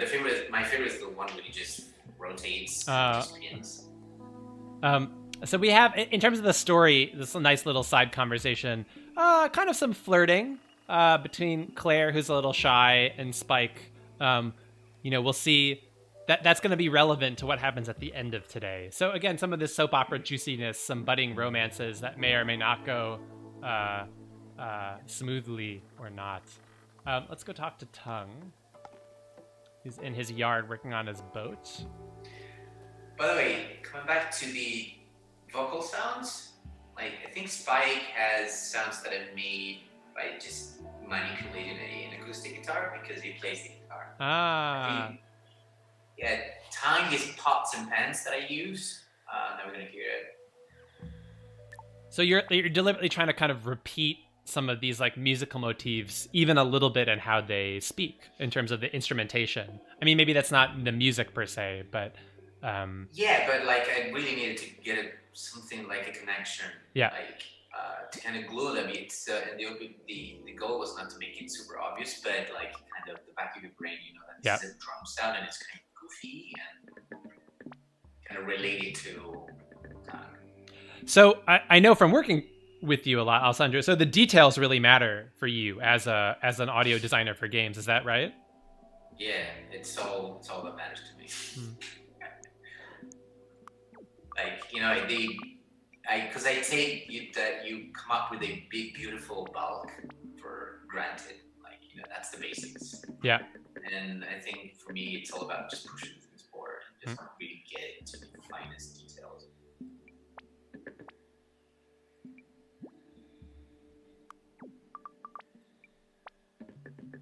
Ooh, okay. Sounds like Tongue has organized a boat trip for us tomorrow at dawn. So we'll get there later in this stream when Nils is on the stream, and that's actually one of the nicest moments in the game. There's some beautiful artwork and music actually from Alessandro. Let's leave this conversation in the interest of time. Advance the day to midday. Now the characters, once time advances, the characters all are somewhere new maybe or doing something new in their routine. Sorry, can you go back to that scene? Yeah. I just noticed something super cute right now. The barrel to hold on just to keep the boat out. I just noticed that for the first time. Oh yeah. Yeah, it's beautiful. Yeah, you can definitely see, and we'll talk about this with Nils as well, but this sense of like this community reusing whatever kind of scrap materials they have for everything. Yeah. Okay. So let's check our journal. That's right. We need to go get those seeds from Mori. And then we're going to actually be able to get to the musical gardens, which is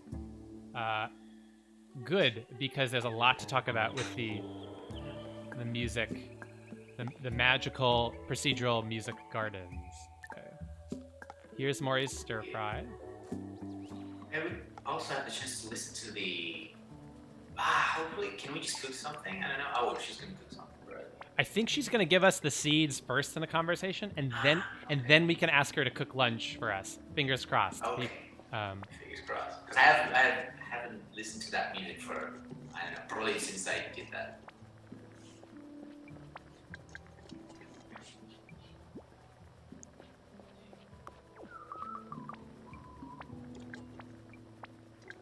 Mori just wants to gossip and chat. Kai is going straight for the, hey, did you get the Korokoa? So Mori wants us to slow down. And I think that's kind of the ethos of the game as well. Don't just burn through it to beat it as fast as you can. Actually take the time to kind of talk and chat with the villagers. We're going fast in this playthrough just because I want to get through the day with Alessandro. But we did get the seeds that we came for, and a few others, which will be useful in our new garden. Let's talk to Mori again. Fingers crossed. I think it's going to happen in the next conversation, Alessandro. Okay. Mori's a big gossip, the town gossip. Yeah, it's a really cool stuff. And I really like the cooking sounds subtly in the background. Yeah, there's actually, I think those are actually real sounds of me chopping something, which is Oh, really? really unusual for the game because I don't usually go for the actual thing, just to keep it a bit more abstract. Also, this is what, again, Nils always wanted, like, to do. And but I think this one is the only one that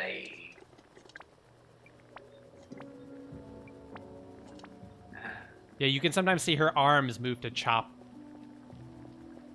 Yeah, like that, and you can hear the chopping on the chop.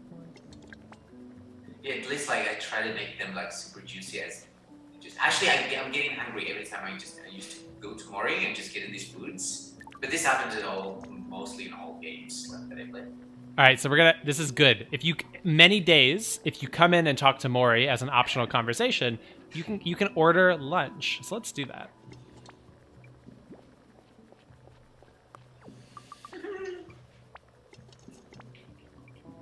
Let's ask her about the veggie.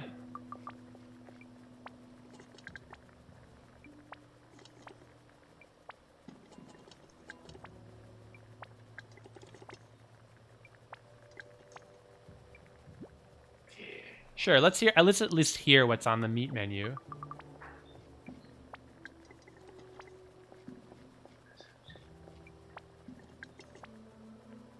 Uh-oh. I can't just get so hungry. I think we're gonna try the veggie stew.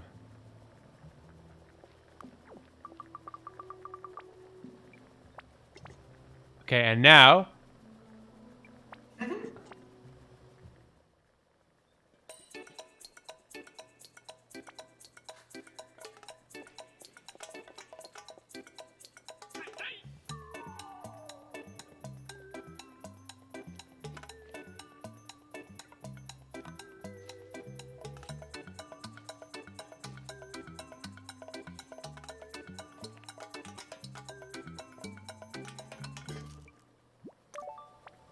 nice little cooking jingle.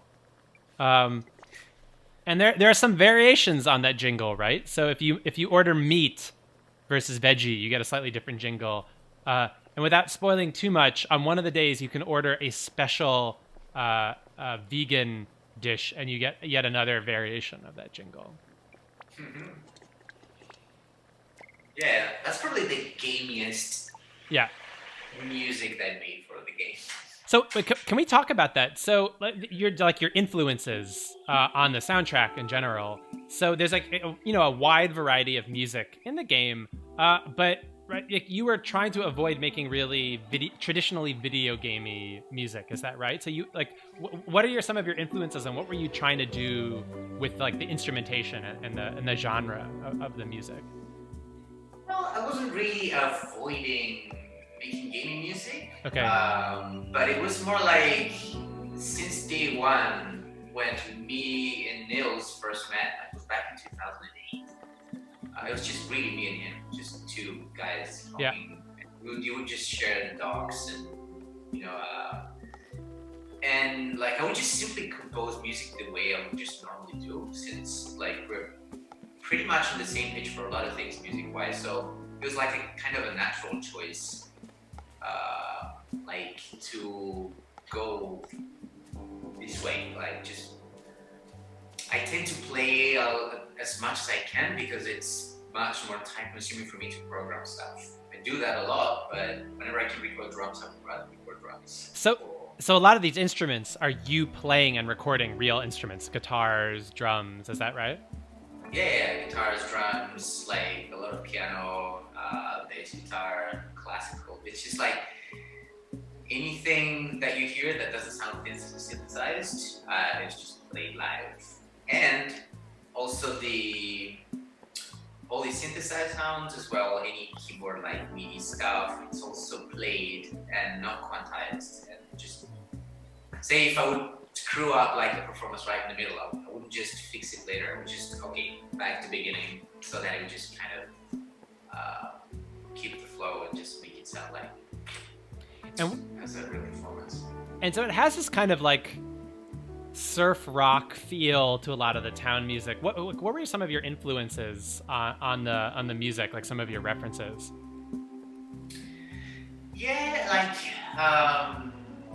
for these kind of tropical things, I just a lot of Brazilian old bossa nova music. I tend to listen to a lot of old stuff. Yeah. I mean, I like a lot of new stuff, but for this ones, I say if I have to pick bossa nova record, I'll just listen to the old stuff. Yeah. And then the tropical feel was like kind of obvious because we're in a beautiful tropical island. Yep.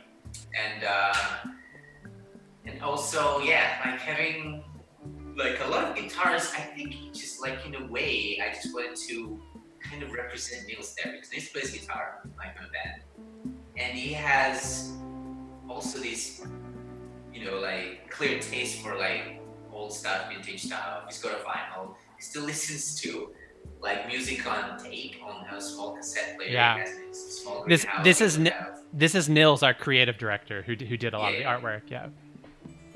And the brainchild of the game. So. Yeah. So yeah, it was just like pretty much. I wrote the composed music the way I usually do.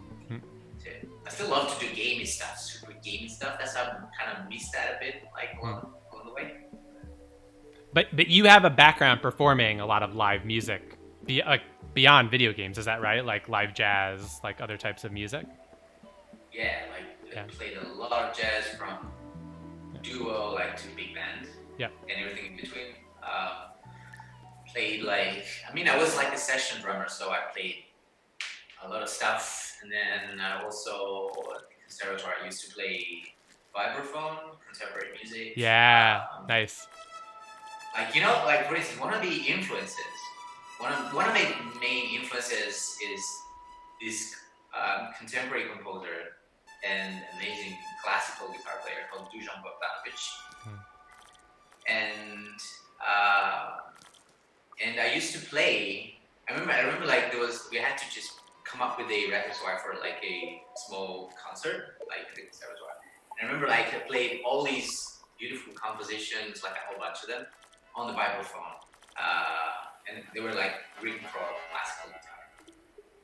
And I just have super good memories of that. It sounded super nice. I mean, if you're into the vibraphone sound, which I am. And I think, speaking of Dusan Bogdanovic, I'm gonna have probably gonna listen to a piece later on in the game where I play like a prepared like electric guitar, and that kind of, and I saw that thing that it's essentially it's like a piece of paper in between the strings, like wave in, out. That would just give this really distinctive sound, and I took it from Dusan Bogdanovic. I mean, probably like 2 years ago.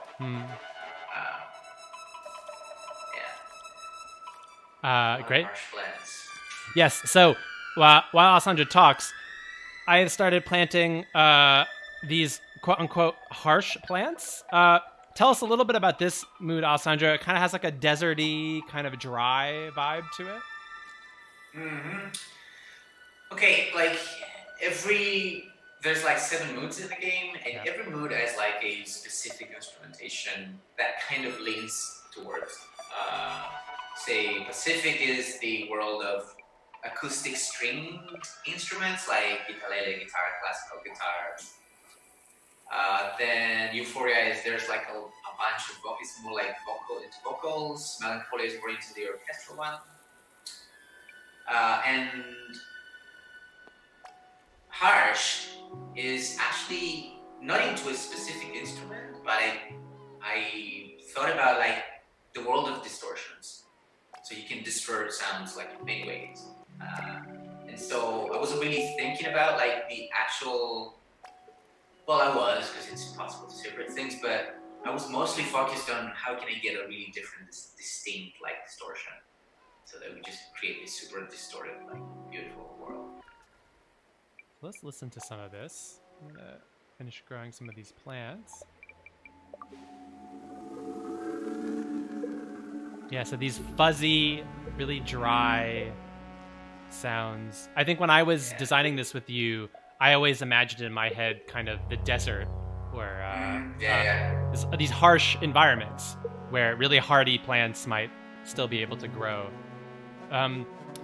So we have some succulents here, some kind of desert bushes, and a few other plants.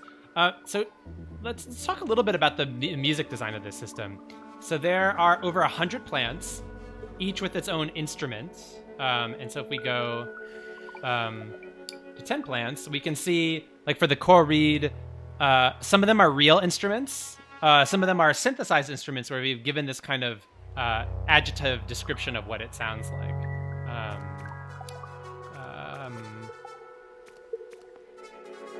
So this one, the stone grass, kind of sounds like gusts of wind a little bit.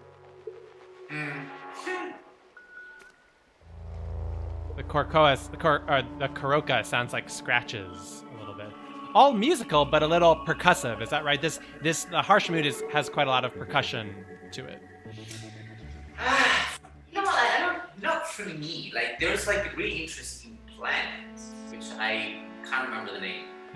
That has, I think there's probably 2 of them that has an actual beat, which is a really rare thing for these gardens, because these gardens are like made in free-form. But there's like one special moment in these plants, if you just dig around and let them play, that there's actually a percussive daisy beat that happens.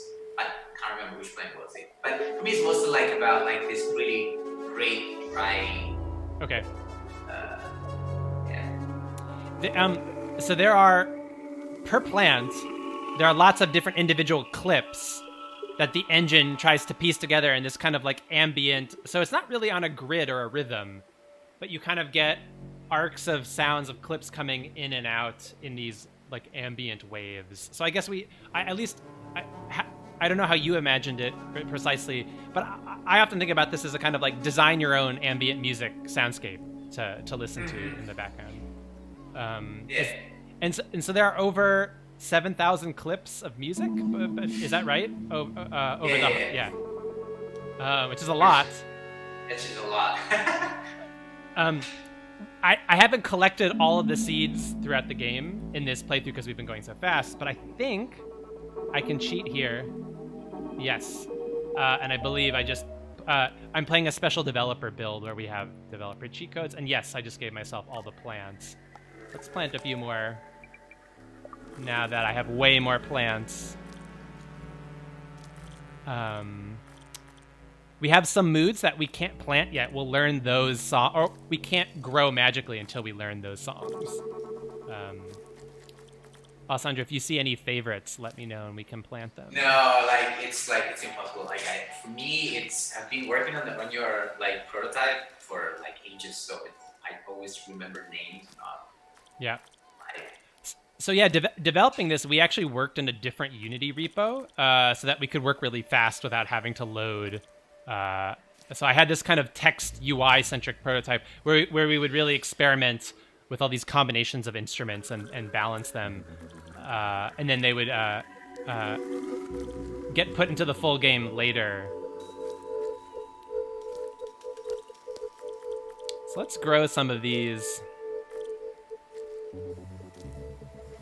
Let me grow one more.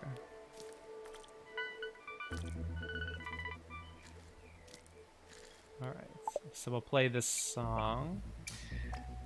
Yeah, make them grow so we can probably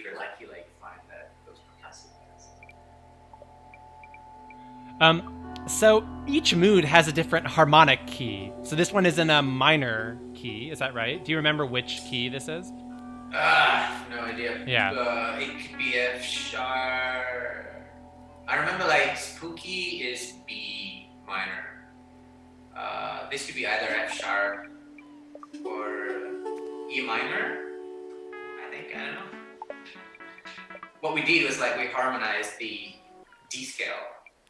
So D major, E minor, F sharp minor, G major, A major, and B minor.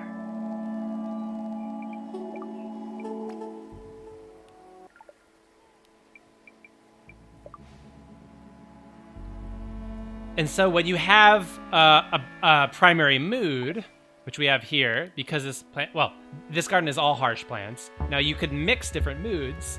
Oh yeah, there you go. The beat.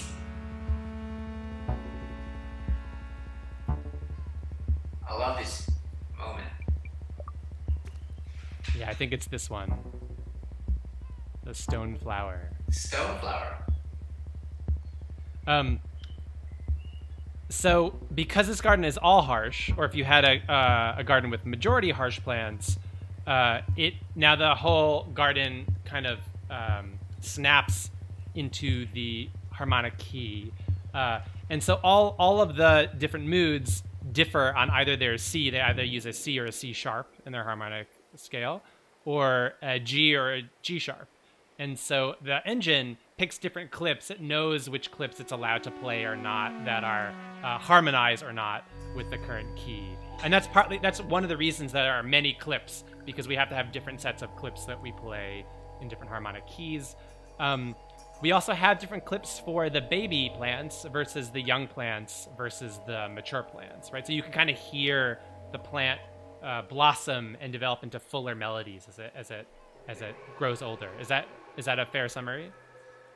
Yeah, like the babies, like essentially like the babies are like a baby. It's a really high-pitched sound. It's really simple. The vocabulary is like really limited. And it's nice to just feel them like grow into wider, like more comprehensive, musical phrases until they blossom when they're into their melodic or state. And so we leave the garden, we get back to the town music. As you were talking about with some of those rhythmic bass sounds, some of the instruments from some of the key instruments actually play, if you listen long enough, these kind of solos, these much fuller melodies. Is that right? We call them mega clips when I was developing it with you. Yeah, like the idea was like, after, because me and you have been listening to the gardens for so long. Yeah. And essentially what's needed, what I felt like, okay, listen, we need some special moments, because then we can have like a little bit of breathing and just a little bit of structure. And this is what all those mega clips are, and also those weird bass lines with the beats are like, kind of give a bit of structure, which for me is like kind of a breathing as well. Yeah. Because after all these fluttery kind of floating sounds, you just have something that kind of connects to the soil, ground, and just roots you to a rhythm. Yep. So it was interesting developing the procedure. I mean, we're out of the garden now, listening to the town music, but even developing the gardens, trying to work out how much structure do we need to organize the clips around, how freeform can we leave it. So that was many hours of iteration and playing around with the musical sounds. We'll listen to a little bit more gardens. Maybe I'll take you to the Melancholia garden in a little bit. You'll see here the clock. I harvested the Karoka sap that I can give to.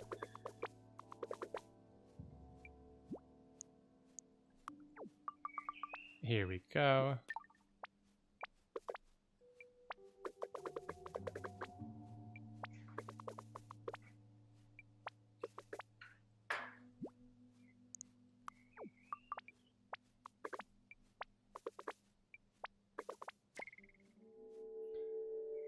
Okay, let's get to afternoon.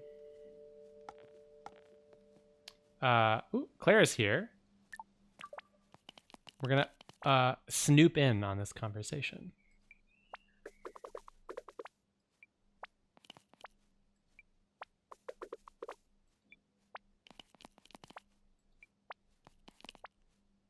Claire is Tung's mother. Yeah. And Island's boyfriend Graub is coming back tomorrow. There seems to be some tension around that.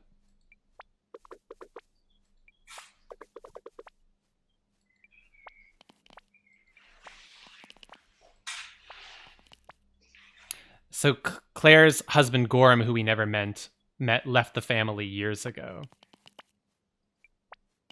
So in good kind of classic soap opera form, there's a lot of family and relationship drama happening in this game.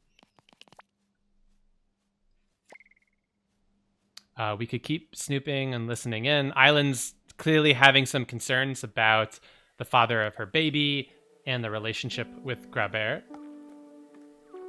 Your grandfather's out and about playing chess with Yoki, and everyone's really glad to see him up and about the town for the first time in a while. By the way, I love these dots. Cute little dots forever. I also love the little cute sound effects for them here. So let's check our journal. So we're gonna talk to Mew about the boat trip, and we're gonna see how our grandfather's doing.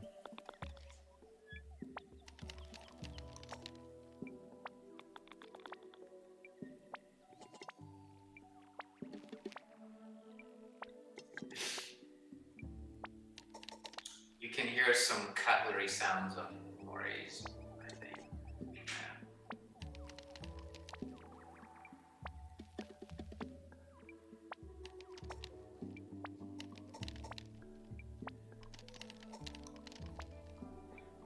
So your grandfather seems like he's recovering. Of course, there are going to be some hurdles to that as the game progresses.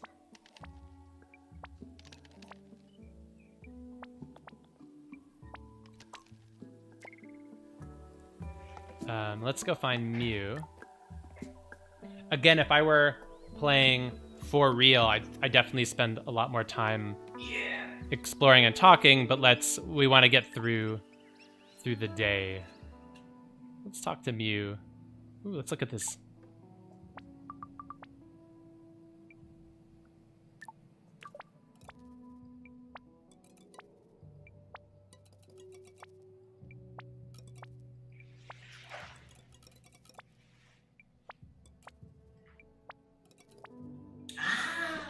I'm gonna watch that as well. Yeah.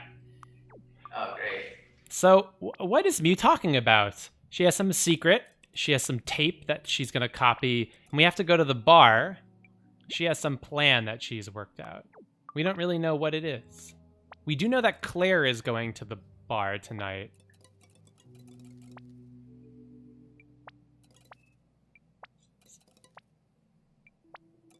Spoiler, it isn't going to be great. Okay,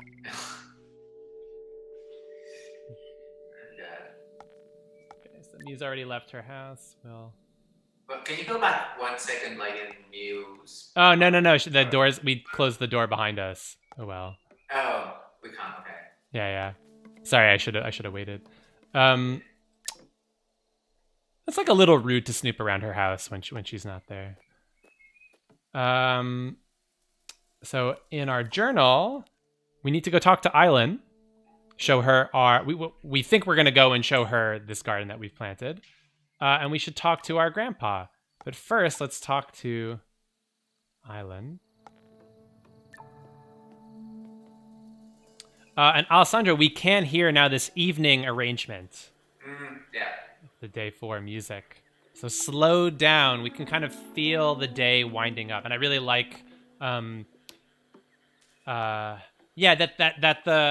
the music should also reflect the kind of arc of the day.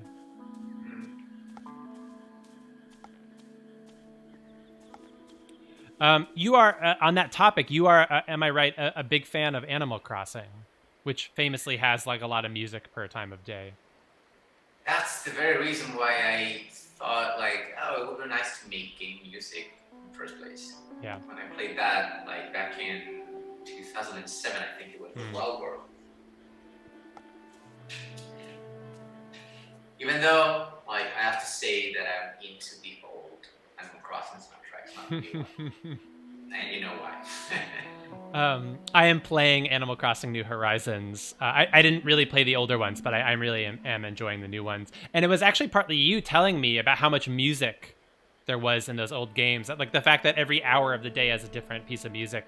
That really speaks to me as like a music and games lover. And so anyway, obviously we don't have as much music content as Animal Crossing does, but I like that we were able to put in different music for dawn, different music for evening, different music for night. So there's a little bit of that influence in Mutazione for sure. Okay, a beautiful sunset by the lighthouse.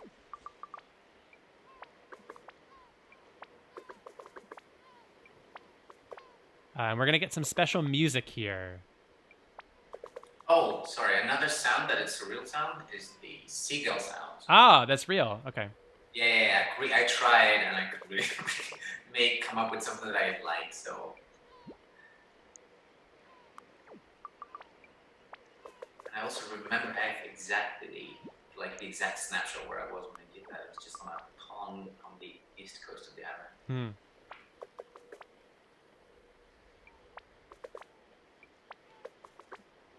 It's funny that both you and now Nils live on islands. Like that's somehow, represented in this game where you're on an island and you take a ferry. Yeah. Yeah, it's cool. Good point. I really thought about that. So, Nils on Bornholm, which is it's an island off of Denmark, and Alessandro on Sardinia in Italy.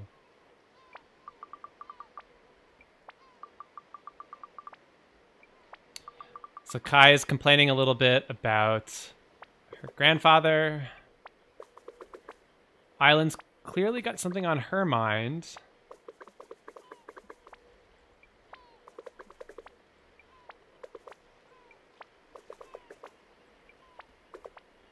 Uh-oh.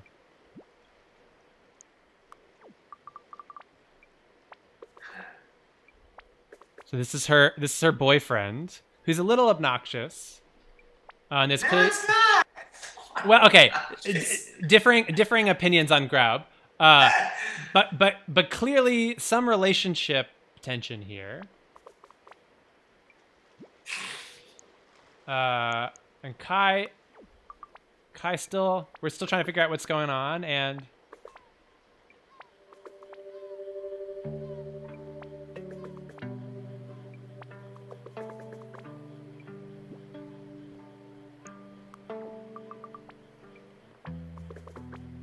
whoa. What? So, a big reveal. Very soap opera-y.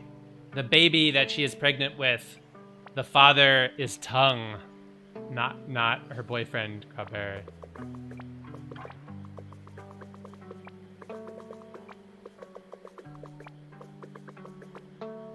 And I really like that's purpose. The text box is kind of rushed through as she's kind of spouting this out as you. Yeah, it's a beautiful detail.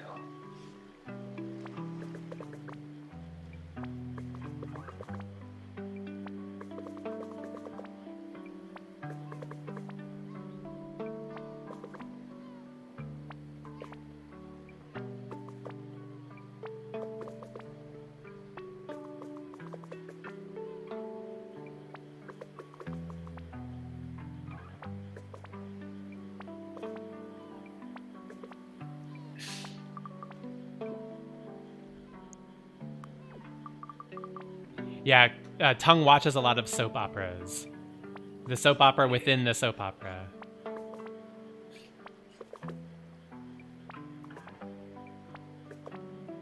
So Island's told us her secrets. Wow. And it sounds like she's planning on telling the rest of the village tomorrow.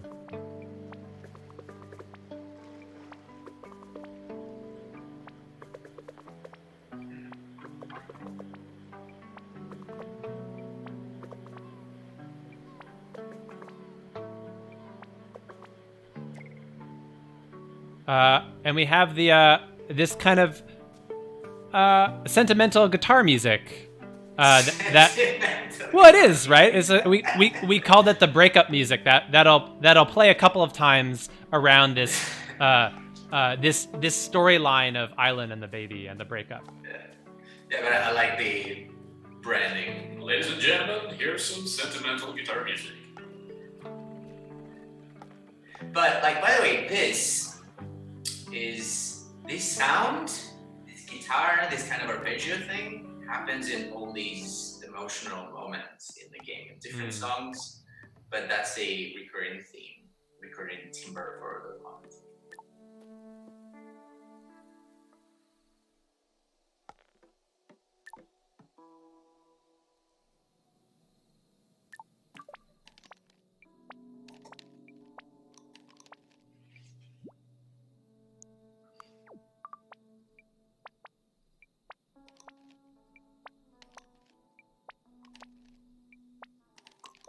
Ooh, and let him think he beat me at chess. Camilla, I really want to give a shout out for like Hannah's writing. Yeah. She did such a super good job. Like, I remember, like, at the beginning, when I was reading the sketch parts, like the mock-ups, like, I didn't really get into it, but I knew there was like a big potential. Like, oh, this could get really super nice, and it got really super nice. Yeah, I think it is beautiful making this kind of gaming and taking so long. You see all the parts, the art, the writing, the music, start with sketches and slowly work its way. And at some magical moment, it all starts really singing, coming alive. And you have to iterate a lot, but you also have to have trust in the original vision of the game to know that when we iterate on all this stuff enough, it's really gonna all come together in a magical way. Kai here is starting to be really frustrated with her grandfather that he's not really telling her everything about the magical gardens. Like, she wants to know more about what's happening in the town, and he's being a little hesitant to tell her everything. Kind of yelling at her grandfather now. I'm not here just to be some gardener. Let's escalate. Escalate, please, yeah.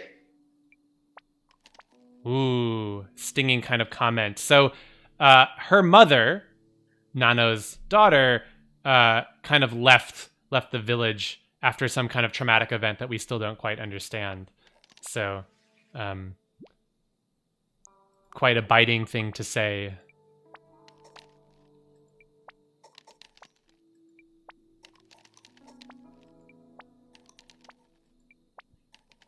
So the edginess of today in the harsh garden is now leaking into your conversation with your grandfather. And once again, he's just kind of going to go to sleep and maybe not fully deal with the problem. Let's call our mom. We need someone to talk to. If you see her in her journal, she writes, "Lost my temper, I'm awful, everything is awful." So she's not having the best day after she kind of loses her cool at her grandfather. This harsh, edgy day.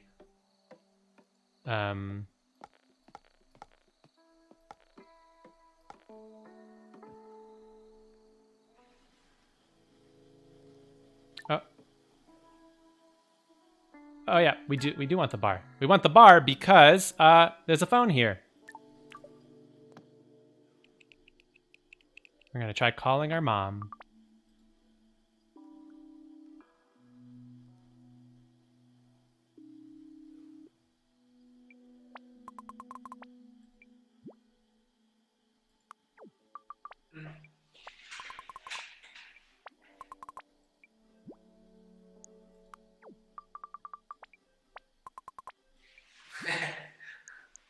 We can hear the arcade sounds in the back.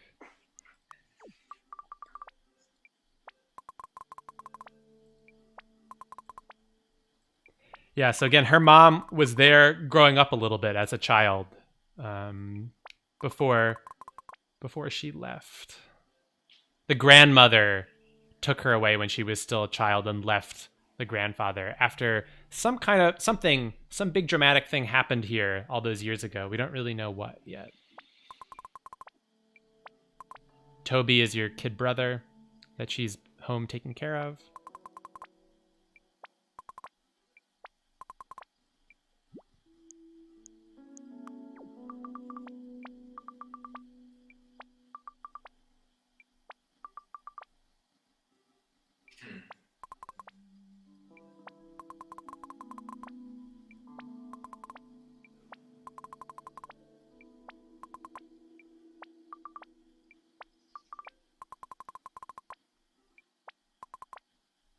I really like the way Hannah just kind of made sure you understand that, at least this is how I always got like this feeling from when Kai is talking to her mom, that her mom is actually, I care for you, but I'm actually really busy. And Yeah. It's really subtle detail that I always appreciated a lot.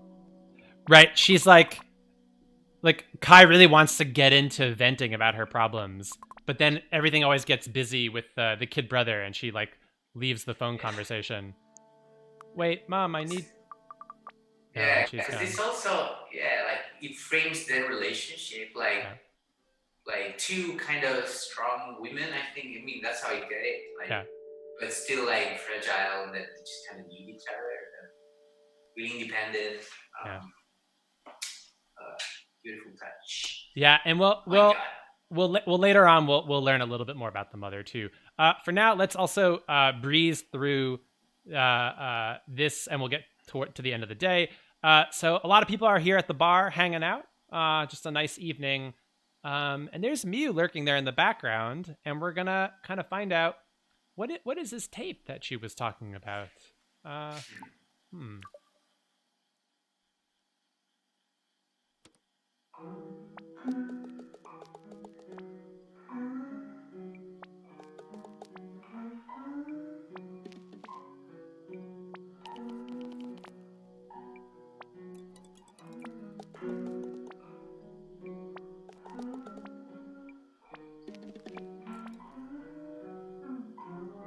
Spike seems upset.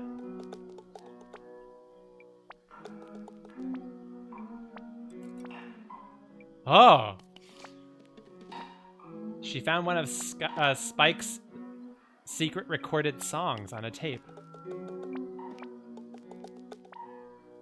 Oh no! It's a love song to Claire! And Mew is playing it without his permission. Oh, what a jerk. How embarrassing.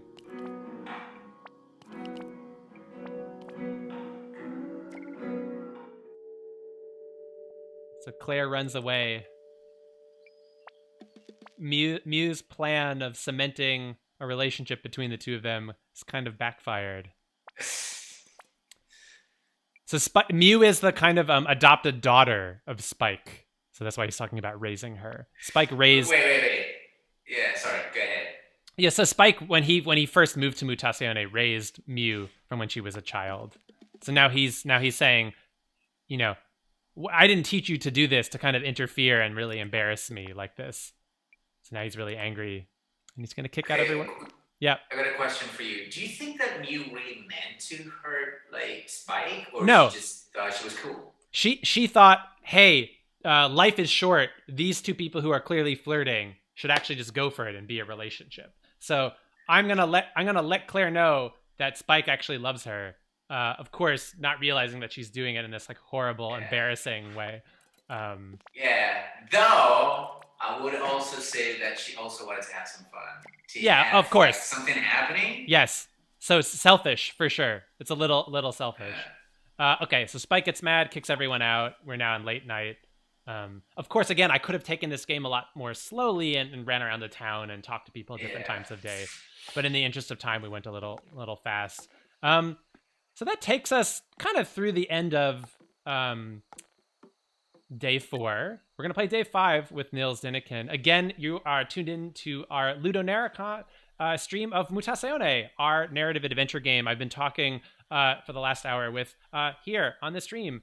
composer and audio designer Alessandro Coronas, a good friend and collaborator of mine. There is so much more to talk about. There's so much music in this game, but at least, hopefully that gives you a little taste of what the team was thinking about putting all of this audio in this game.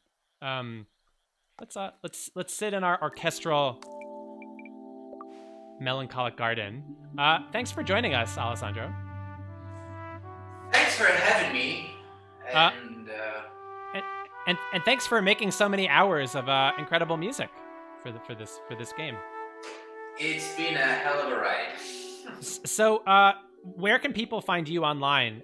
You have a Bandcamp page, is that right?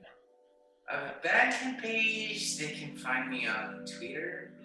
Even though I don't use social media much, as you can tell. If I have something to say, I use them. But if you write them, I'll always respond. And you have it sounds like I'm not that present. You have a SoundCloud page? I have a SoundCloud page, and I think actually there's a website, which is www.alessandrocoronas.it. Okay. You can find all the links in there. Alessandro Coronas. And the soundtrack you can get on Bandcamp and Steam and listen to on Spotify and other storefronts. And it, like we said, it's over 4 hours of music, ranging a whole variety of genres and styles. So if you liked any of the music for this game, go check that out as well. Oh yeah. Coming up, we're gonna get creative director, the person who kind of came up with this world in the first place, Nils Deneken, who's also the artist who drew all these beautiful characters and backgrounds. So we're gonna just after this break, we are going to talk to him, and we're gonna play through day 5 and see what happens with this kind of this huge reveal that we got from Island, that the baby is not Graub's, that it's between her and Tongue. So that's gonna lead to a huge amount of drama in the town. And we're going to see the fallout of this tape incident between Mew and Spike and Claire. So the soap opera continues in just a little bit. Thanks again, Alessandro. Thank you, Doug, and ciao everybody, and stay home and stay safe.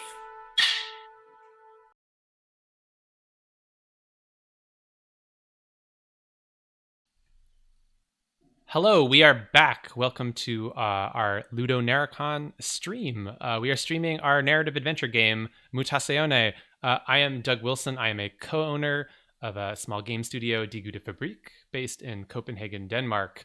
And we have our third special guest from the developer team, Nils Deneken, the creative director, another co-owner of the studio with me, and the creative director and visual artist behind this game, Mutazione. Hi, Nils. Thanks for joining us. Hello. I'm so excited to be here. Nils, about the game. Where in the world are you right now? I'm on a little island called Bornholm, which is a Danish island south of the coast of Sweden. It's not as isolated that we don't have COVID, but it's pretty nice here right now. We were talking with Alessandro. It seems like not super coincidental that both you and him live on an island, right? And we're like, this is a game about this island that you take the ferry to. So there's some true to life similarities. Yeah, well, the ferry thing is really nice way to kind of set the scene and kind of take you from being to from this regular place to this kind of weird place that you go to. So yeah, I like that way of transitioning. And yeah. Do you feel that way in your real life when you go from Copenhagen to Bornholm? Yeah. no, it's like all these mutants here. No, it's much more boring actually. But like sometimes I can kind of fake the same excitement. Yeah. They used to have a nicer ferry, but now the ferry the newest ferry kind of doesn't have as much personality as the old. Yeah, but is your ferry captain a jerk like Graubert? You never get to know him, so he only speaks to you over the intercom.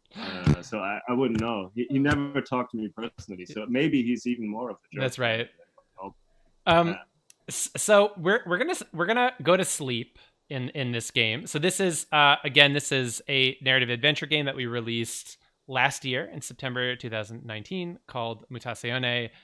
We kind of call it a kind of supernatural, a mutant soap opera, which we were talking about with our narrative designer and writer Hannah a couple hours ago on this stream. This game is available on Steam and a number of other platforms.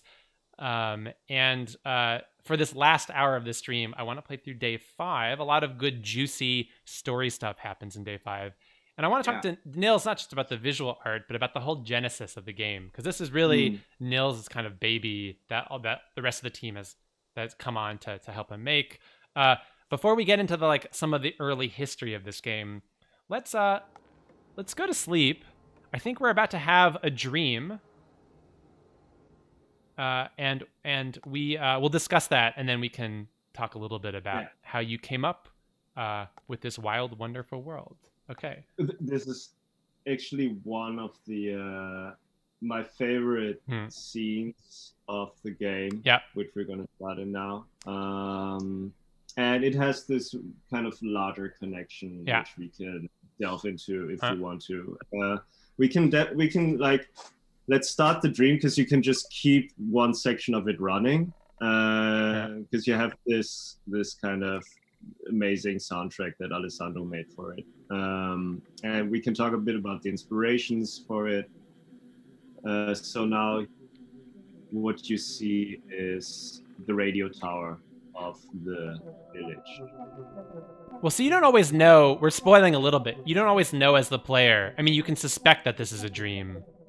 Yeah. But it's not immediately. And last night, as we saw earlier on the stream, we had this kind of more of a nightmare around this spirit creature, Karu, that comes up a few times in the game. This stream is going to be different. So this is, Kai is doing something on this communications terminal here. It seems like maybe in that radio tower that we just saw behind Tung's house. Should I keep moving forward? Yeah, it's a place that you actually are not able to visit as Kai when you walk around in the village. So I imagine this is like the place, the communications panel is somewhere in the around Tong's garden.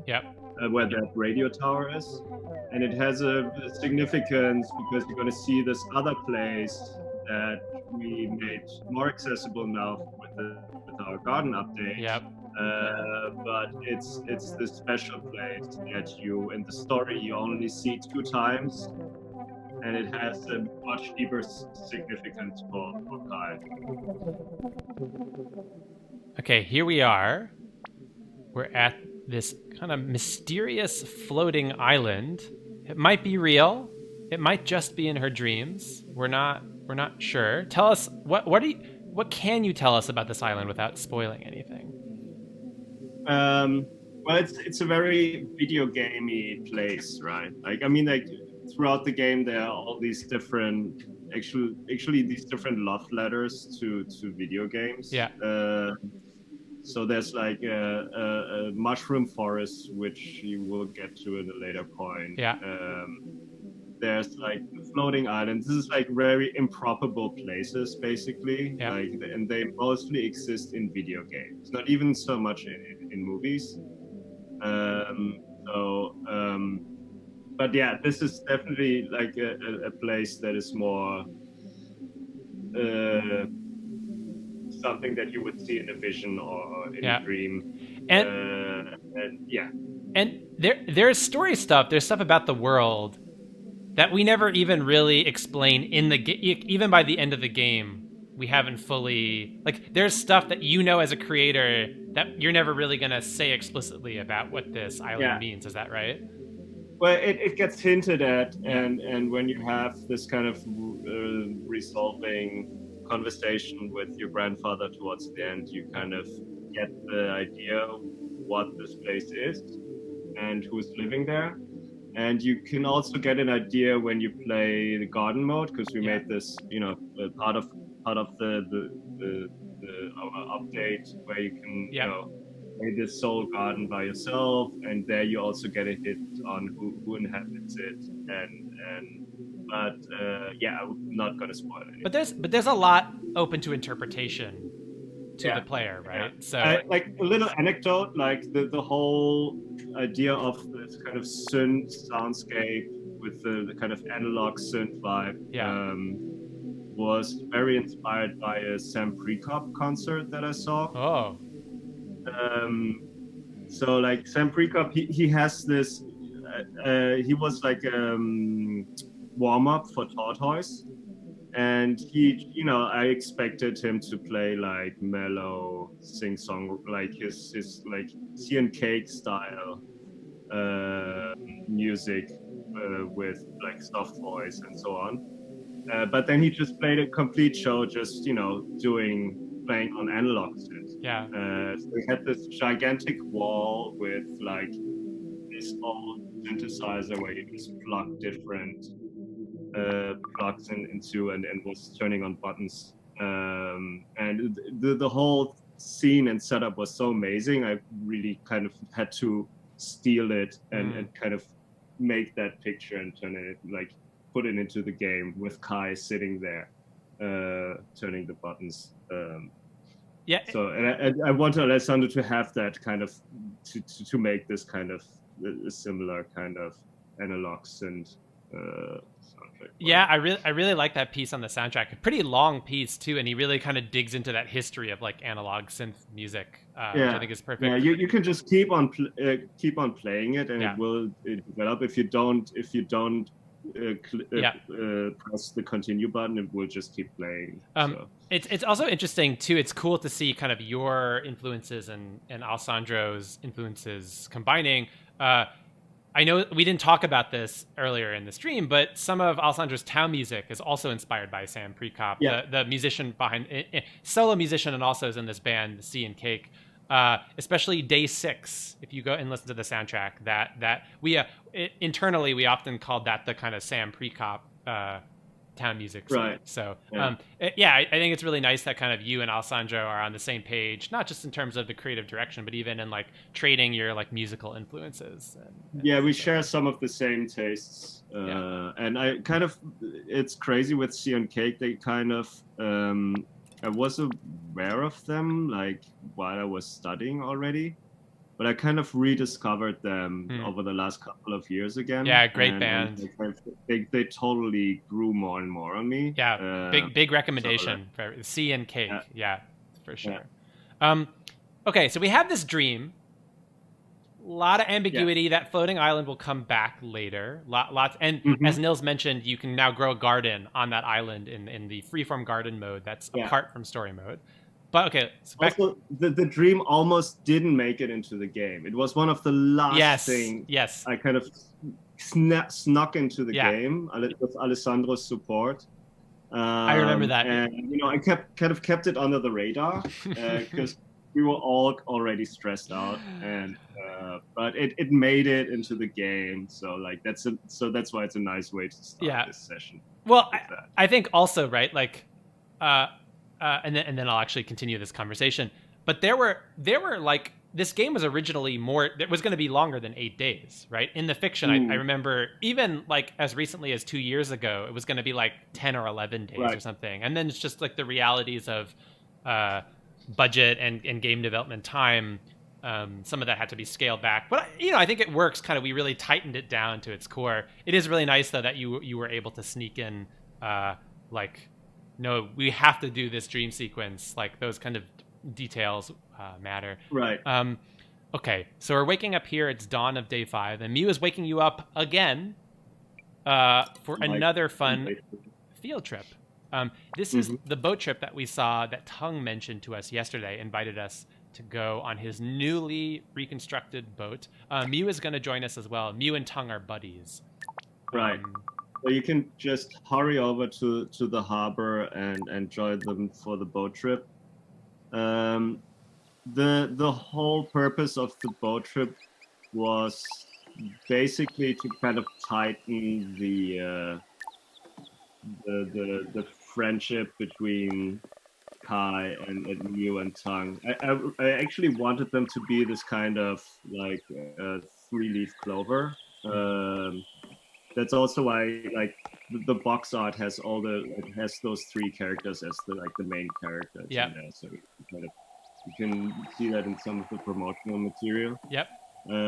So I wanted and that was what the boat trip does is like kind of give you the feel of, okay, there's three friends, on this trip, on this journey. And it also gave us the possibility to show a bit of the environment, which you will see in a bit. About the how does the world look outside of the town? Yep. There's not so much happening, so they're basically just in the boat talking to each other and having reflecting over what has happened the day before with the Pape incident. But in the meantime, you kind of take in these environments while they're kind of slowly crossing those seas with the boat. Yeah, I think this is some of the most one of the most beautiful parts of the game. So this is just an excuse for kind of Nils to show off. Right, like it's as you play this game, it's easy to forget.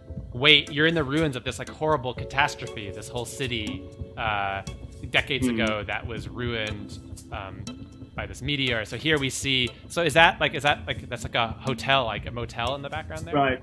So you see different scenes, and that kind of tells you a story about like what kind of place was here before the catastrophe happened. And I always imagined it to be that this was some kind of holiday resort. So you see all these kind of 70s style hotels and kind of get this kind of holiday resort vibe from the architecture. But it's not only that, it's also, like any slightly larger town, it has also areas of, regular population where people live. And then it has like an old town center, which you will cross towards the end. So you kind of have this journey through this old town, and it tells you about what kind of city was that, and how did people live there. So we were talking about with Hannah and Alessandro that so much is kind of left on the proverbial editing room floor. Like so much about the story, the art, the music was done and iterated on, and some of it kind of cut. So you've been working on this idea for a very long time, is that right? Since like 2009, is that right? Yeah, it started in 2009 exactly, and the whole idea and the basic idea for the game was very different, and the genre was very different. Yeah. But like, and you've been part of big part of that. At some point, we figured out what's most interesting about this game is the town and the community.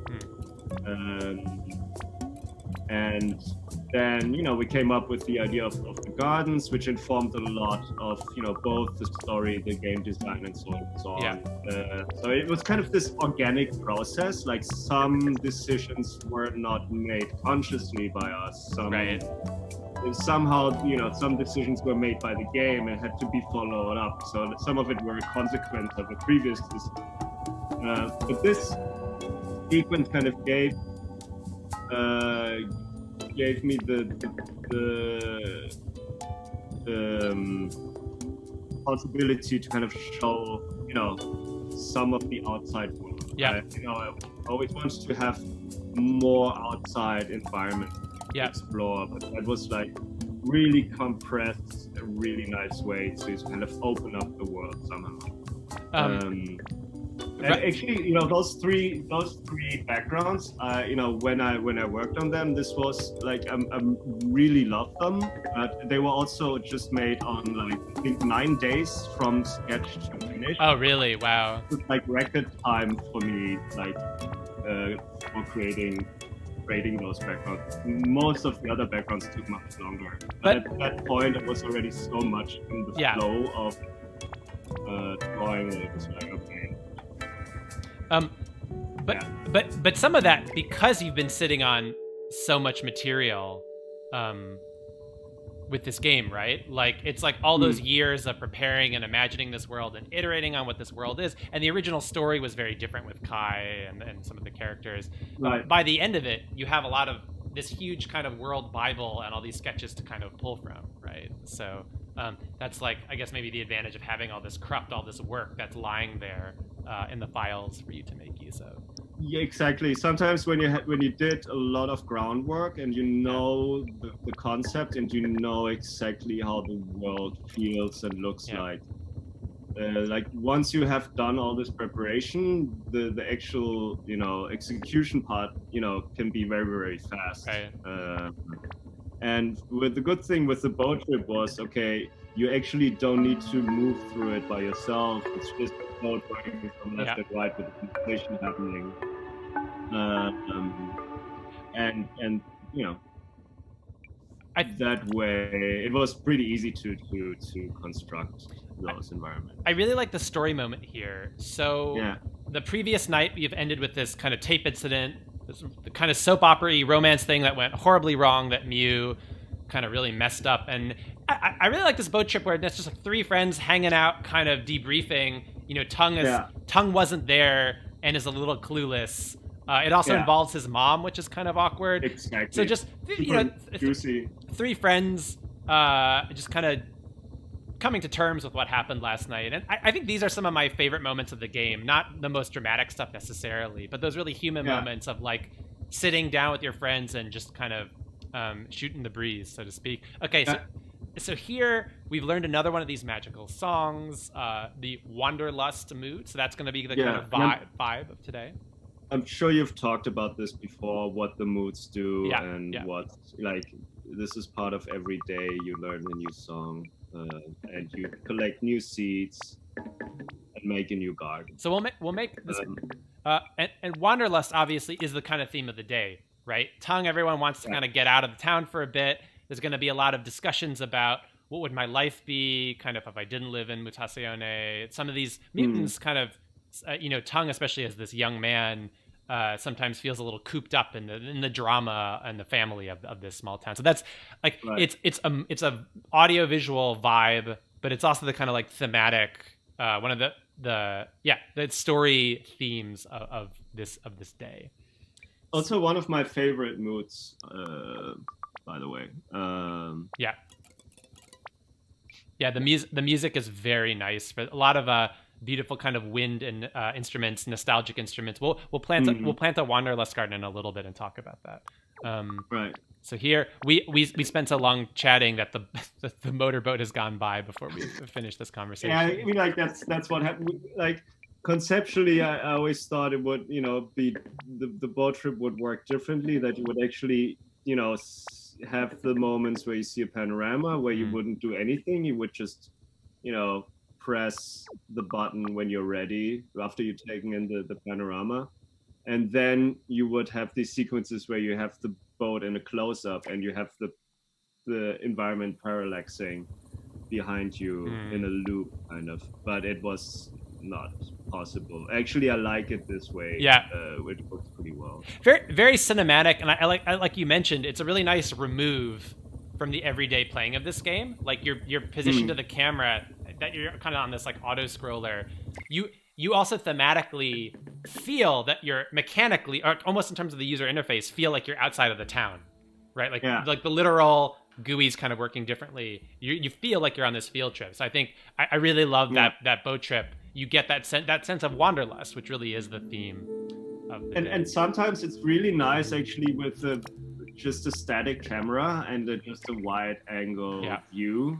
It just takes out the tempo, and you kind of feel the relaxation that everyone, all the characters kind of needed and were longing for.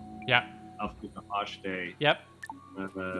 Also, the nice thing about the debriefing, if we get back to this for a bit, like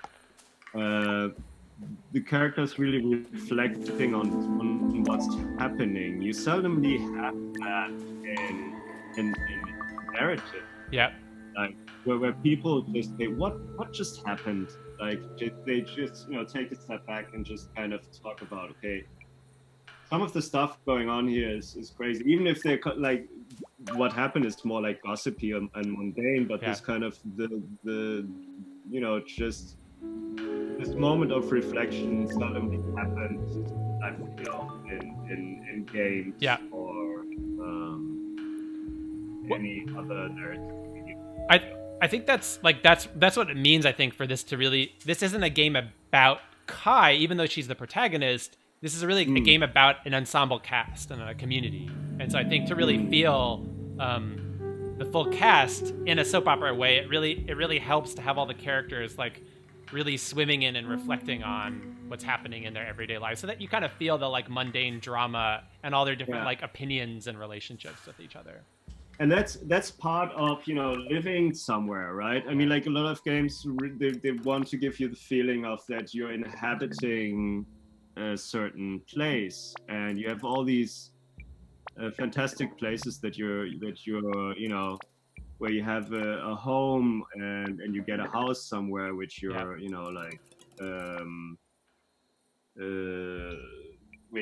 which you can use as your base to put in your loot and everything. But it's seldom that you can actually talk to your neighbors people always treat you as a hero, but they don't really talk about what have you done, or you can't reflect with them about what has happened. Or even decentering the protagonist, right? Yeah, like very little of this is about Kai. Kai's just been witnessed. Yeah. It's about Mew, it's about Spike, it's about Claire, it's about Tongue. So you're there as the protagonist. You're kind of along for the proverbial and literal ride, just kind of like listening to them reflect about each other. So I think that the decentering of the protagonist there is really that's useful. Another aspect which is super important. By the way, Nils, I like in the kind of blinding afternoon light of Denmark, right? It's night here in Australia. You have like this kind of new age light filter over your webcam. Yeah. I'm gonna turn the camera a bit to just emphasize. Yeah, good. But perfect for this. We'll get to it. It'll jive well with the Wanderlust music that we're about to hear. One thing we didn't point out, Nils, I really love the music on the boat trip, especially in the scenes that we saw earlier. But even here, is it right that you were inspired partly by Monkey Island in terms of that? Totally. Yeah. So. Yeah, I forgot to say. There's so much to say. Yeah, about so much to say. Yeah. And yeah, the boat trip music is directly inspired by Monkey Island 2. Yeah. That sequence where you take the rowboat to the voodoo lady. I love the way in that. I mean, I love the soundtrack, and I love this like in the very old version, not the updated version, but the one that we experienced when we were children. Yeah, Monkey Island 2. Yeah. I love the build up of that, and this kind of the MIDI music, kind of building up on itself. I think it's been such an influential soundtrack, both for musicians and also not only game musicians but musicians in general. But also it has these amazing roots of like surf music, and like this kind of darker variety of it. Well, and I think Alessandro captured that really well. Right. Yeah, it's worth listening to that. If you go back to the soundtrack, listen to the boat trip music, and you can hear that kind of, it's a mixture of kind of like, it's slightly humorous music, but it also has that kind of cool adventure surf rock kind of feel. And that mix of all of those flavors together is really nice. Exactly. It's hard to find. I think I'm not sure. I really tried to send the reference to Alessandro, and he wasn't able to find it anywhere. Just the newer version. Oh yeah, the old kind of MIDI sound version is amazing. Yeah, of Monkey Island 2.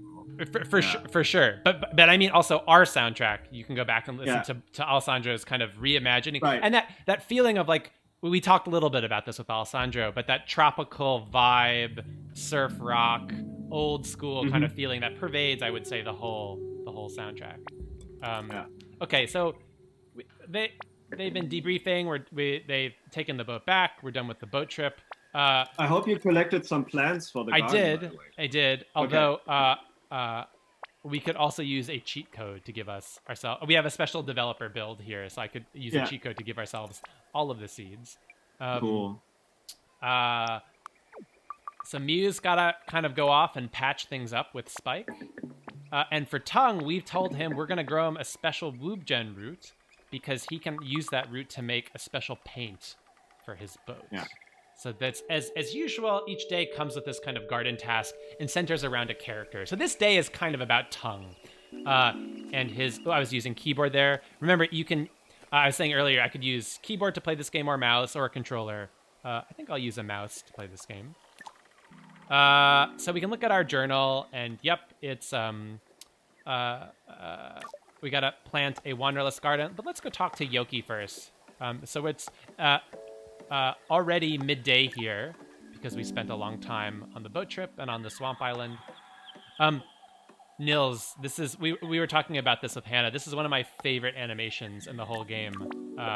Right. I love this adorable little these creatures, the dots, and this one mimicking Bopek here. That's like almost as like an older brother. Tell us about the dots. That they've been in the concept for the game for a very long time. Right. They were like Bopek was actually one of the later characters, but the dots and the sausages and jelly, they were in the concept sketches from the very beginning. I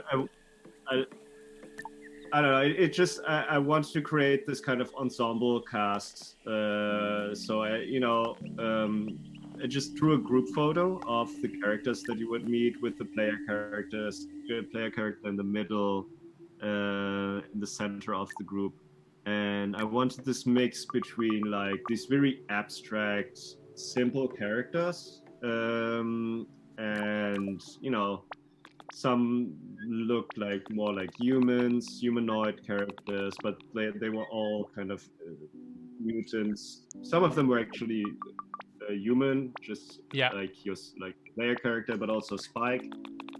He was also there from the beginning and running the bar already. The group photo was shot in front of the bar. But the dots were there, and I didn't know what they mean at that point, or where they were situated, where they would live. I didn't know who Jelly was. And they had different names at that. Well, the dots always had the name the dots because they were the dots, but they were all kind of reminiscent of letters. Like there was one guy, like the guy from the sausages called Wiener and Wurst. He was shaped like a U, so we just called the character U. And the characters that just looked like sausages, they were called I's, and Jelly was called A. But we figured out at some point that those names were pretty impossible to kind of use in a narrative game, because you would be really confused. Like, what was it? I, A, and like you would always confuse it with like me, I, and so on and so on. So we changed the name and we called the sausages the sausage folk. But so that's interesting in terms of the genesis of the world, that you've been slowly, and not full time since 2009, but slowly stewing on and off on this project. Right. That it's not like you wrote the whole or like formulated the whole story for this game and then started working on it. Like you're saying, some of this would be just sketching characters, not knowing what they would be, but kind of letting the visuals. So it's a much more looser, organic way of building the world. Is that right? It was world first. I want to create this place and, have this, group of characters. And then at some point when you looked at them, you got interested. Okay, where would those characters live? How would they talk? Or, and, at some point it distilled more and more that I made the decision that the the town should be placed around this giant tree. It was also a very video gamey reference. Right. If you like were ever into Secret of Mana and looked at the beautiful cover art of it, was like, Yeah. okay, I want a place, this village should take place around this giant tree. Yeah. But like that, as a consequence of that, you needed to make sure everyone had their own niche and their own place to live around that giant tree, right? So suddenly that decision kind of, when that decision was made, that kind of rippled through the whole build up and world building and narrative of the game, because then like, okay, you have the treetop, you have the trunk, you have the ground level, and then you have the roots, and every part of that place has its own story and its own habitat, and the creatures have their different functions around that tree. And then then more and more you could imagine, okay, the sausages, they deal with fertilization, they work around the roots and make sure the tree is healthy, and Jelly was this fungoid character, and he would live even farther down at the roots, and the dots, they would live on the treetop, right? So like one decision kind of leads to new decisions. So it's like a very organic process. I mean, and so much has changed over the years. That's slow. It's almost like this stew that you've had on the oven top for a long time. Right. The other thing I really like about that, worth mentioning, I really like these moments where if we kind of think of the development team almost as a band or something, I really like these moments between the different development team where we share influences. So, Secret of Mana that you just mentioned is a huge influence for me, right? So that's a point where we connect on. Or like, I know me and you are big Boards of Canada fans, which is a kind of aesthetic, right? This like ruins of old music or slightly broken music that can be beautiful is certainly like a major theme in the art and the story. And then, me and Hannah both hugely influenced by Deep Space Nine. You and Alessandro talking about Sea and Cake. Like, there's just so many little moments where these aesthetic and media inspirations, like different team members geek out on like certain core anchor points, and that really infuses an energy into the game. So that, for me, that's one of the most fun parts of like collaborative game development, like really sharing these influences and like bringing that excitement through to the playable thing. Yeah, definitely. And like, and now we got coming to the gardening, which was like, okay. By the way, the music, the gardens, like they became like the core mechanic of this game, right? And like, but if you think about like the consequences it had, like to come up with this mechanic, and how it kind of how that kind of rippled through the whole creation process, and how we kind of had to make sure the story fits with those 7 gardens and stuff like that.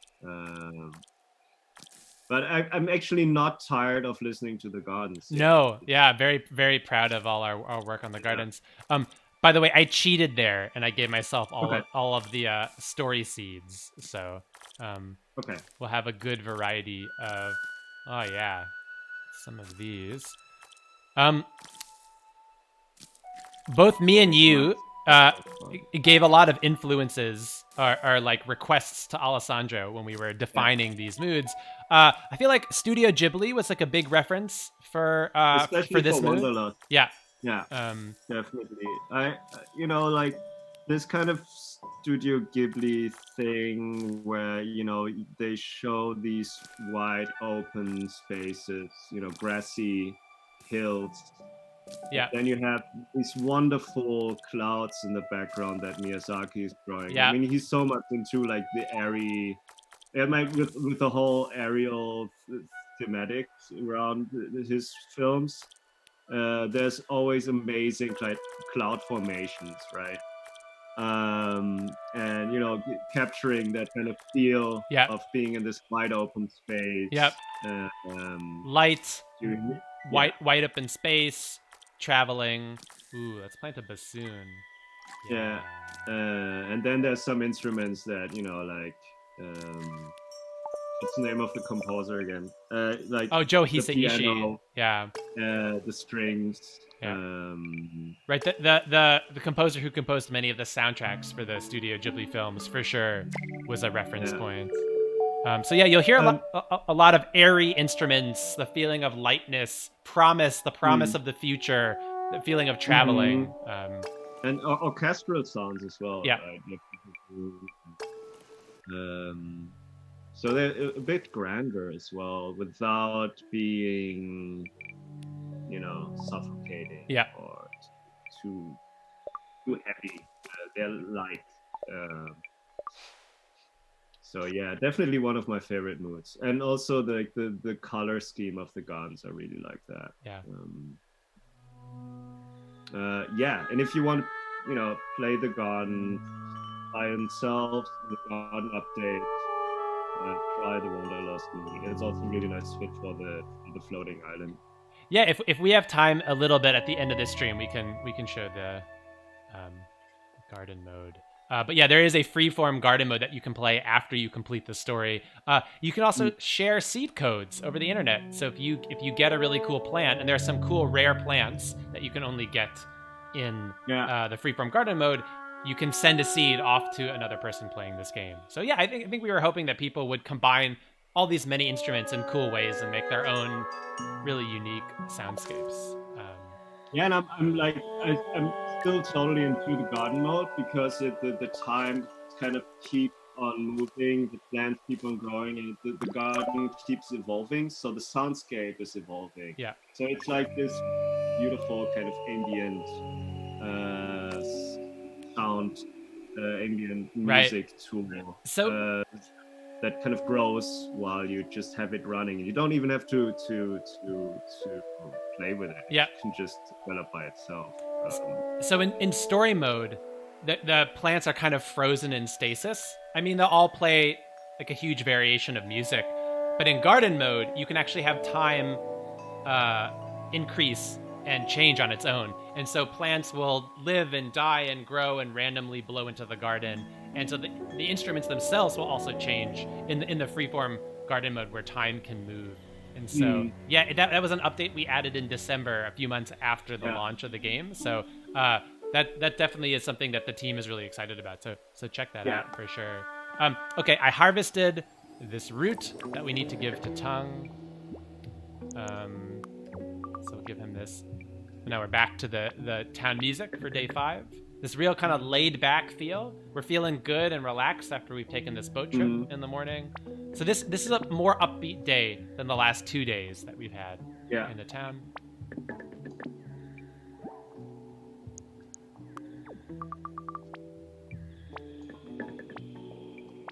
Concert.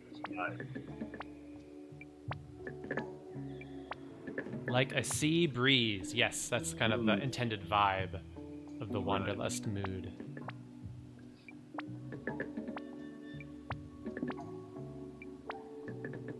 Ah, cool. So there's their band is going to play a concert at the bar tonight.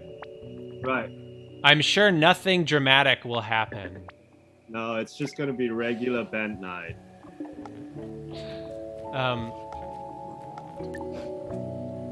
So let's see our journal.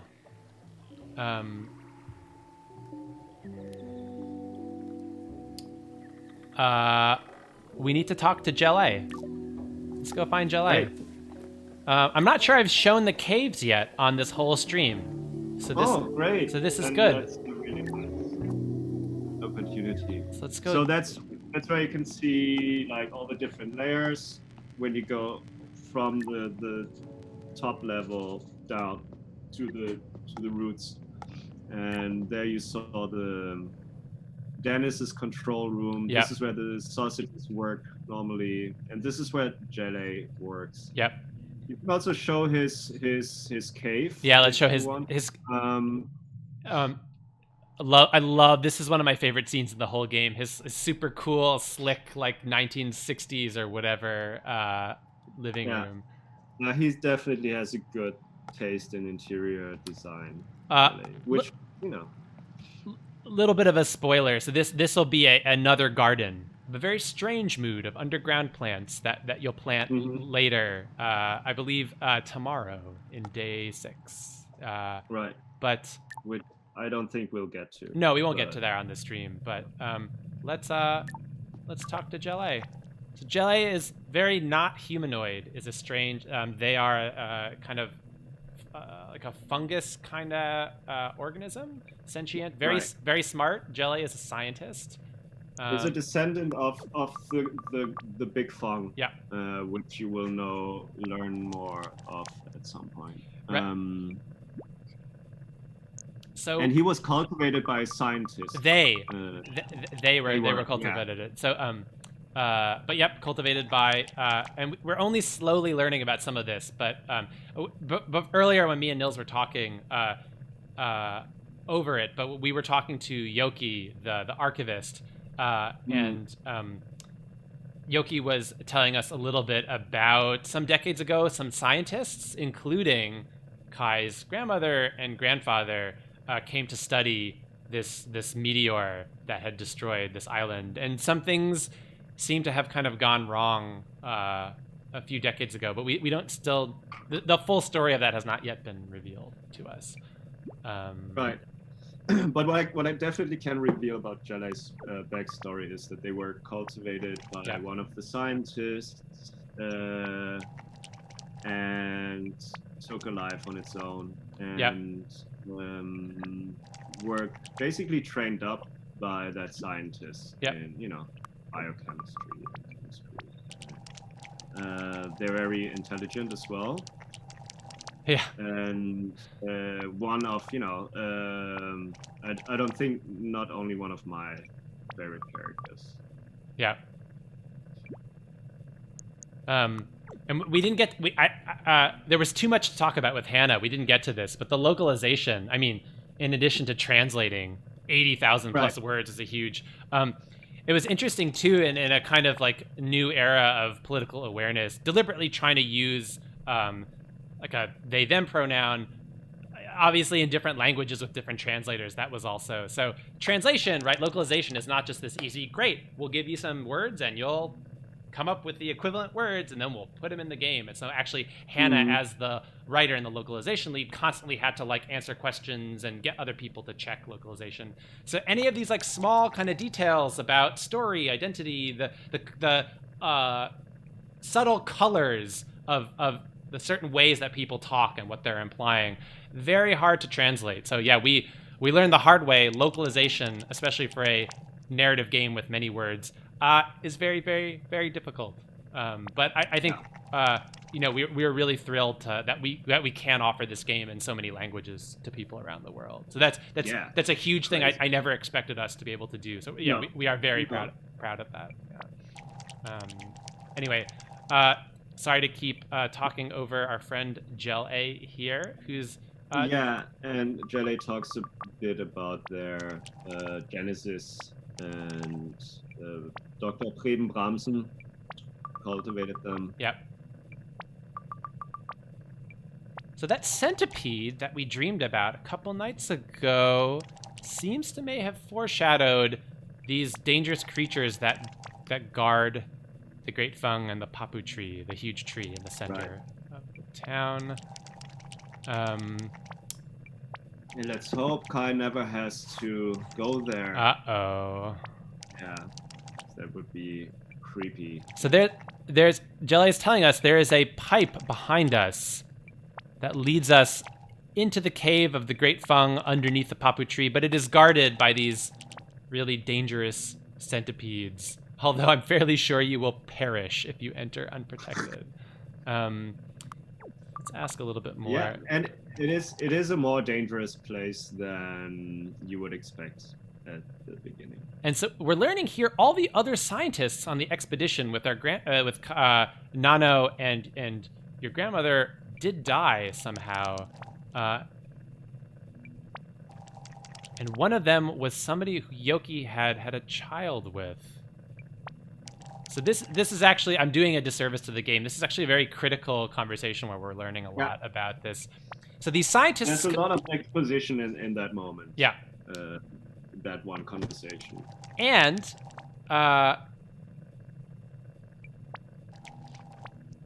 we're learning more finally about Mew's tragedy. This son of Yoki and this other human scientist kind of becomes really unstable and disturbed and disappears with the kids that he has had with Mew. Possibly in a really tragic... Yeah. So this organism, which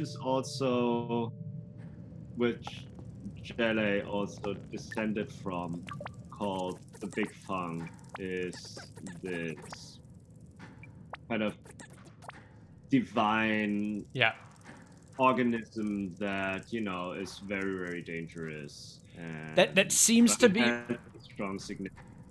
But Nils, that it's implied that the organism's kind of related to this meteor that hits. Right. Right. So I mean, I guess we can also give away that much that like the meteor kind of obviously created the whole environment of Mutazione. Made the organism, mutated the organisms, made the flora explode. Yeah.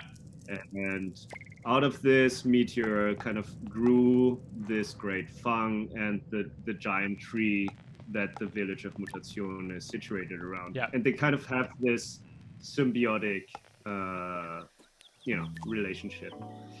So the tree is dependent on the fang and vice versa. You saw on my way up, I had a conversation with that Hannah and I were talking about earlier, the sausages, this kind of comic relief characters. And I think Hannah finally, after many iterations, found a really good voice for them. They're always trying to get rich quick with these really kind of ill-considered, they're always trying to come up with some scheme to get rich, which is especially ridiculous that there's no monetary economy in this community village. So they're the comic relief of the game in many ways.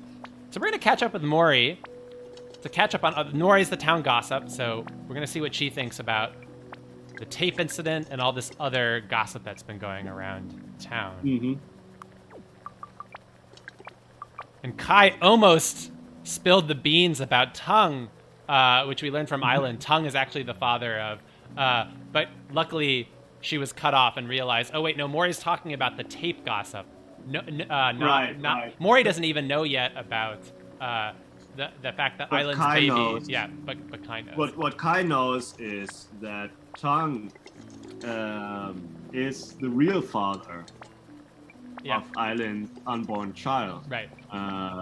And yeah. So big soap opera vibes here. Multiple kind of romance crises happening. Right, like in addition to the real heavy stuff about trauma and the supernatural stuff about the Big Fang, we kind of mix it up, right? So we have this big conversation with Jelle about the real heavy stuff. We learn a bunch about the world. But then, of course, we're right back into the kind of real juicy romance soap opera.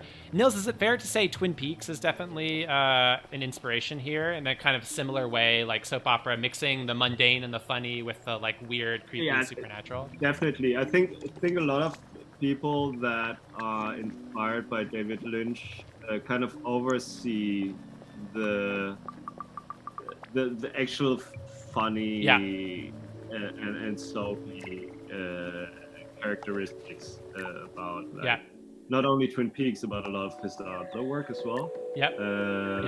But like to kind of have this balance between like the very mundane and gossipy and the soapy and the kind of scary, creepy stuff.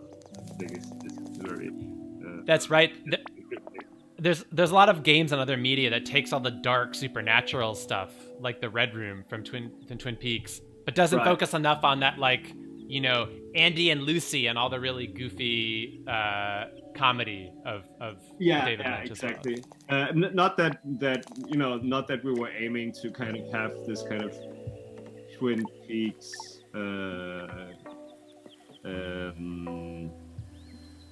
What do you call it? Right. It's not supposed to be like a direct. Like, we're not trying to capture the exact aesthetic of Twin Peaks. Yeah. But the whole idea behind it of, you have this fantastic adventure story where you like meet all these different characters and have this fantastical place and take all these different journeys to kind of ground that with, characters and their own kind of everyday life, and to kind of make your journey more impactful. I really like that. So there's a lot of, and every part of it, I think I love every part of it. You can kind of get to know these characters and, and have spend time with them. And that makes me more invested in them, basically. Yes, 100%. Yeah. And we're seeing an example of that here. So Kai's apologizing to her grandfather after kind of losing her cool at him last night. And we are now starting to get a sense of some of these reasons why your grandfather hasn't told you everything. So we know from what Jelly told us that in the past, actually, his disciple, some things really went wrong when he kind of taught his disciple the wrong way. So we're learning a little bit more, right? And this is true, and I think very true to life. Like, often when there's a disagreement, there's often other factors motivating some of these strange behaviors. So now we're like hashing it out a little bit. We've learned a little context from some of the other characters, and I think both Kai and her grandfather can kind of see each other's after having slept on it. They can kind of see each other's perspective a little bit more.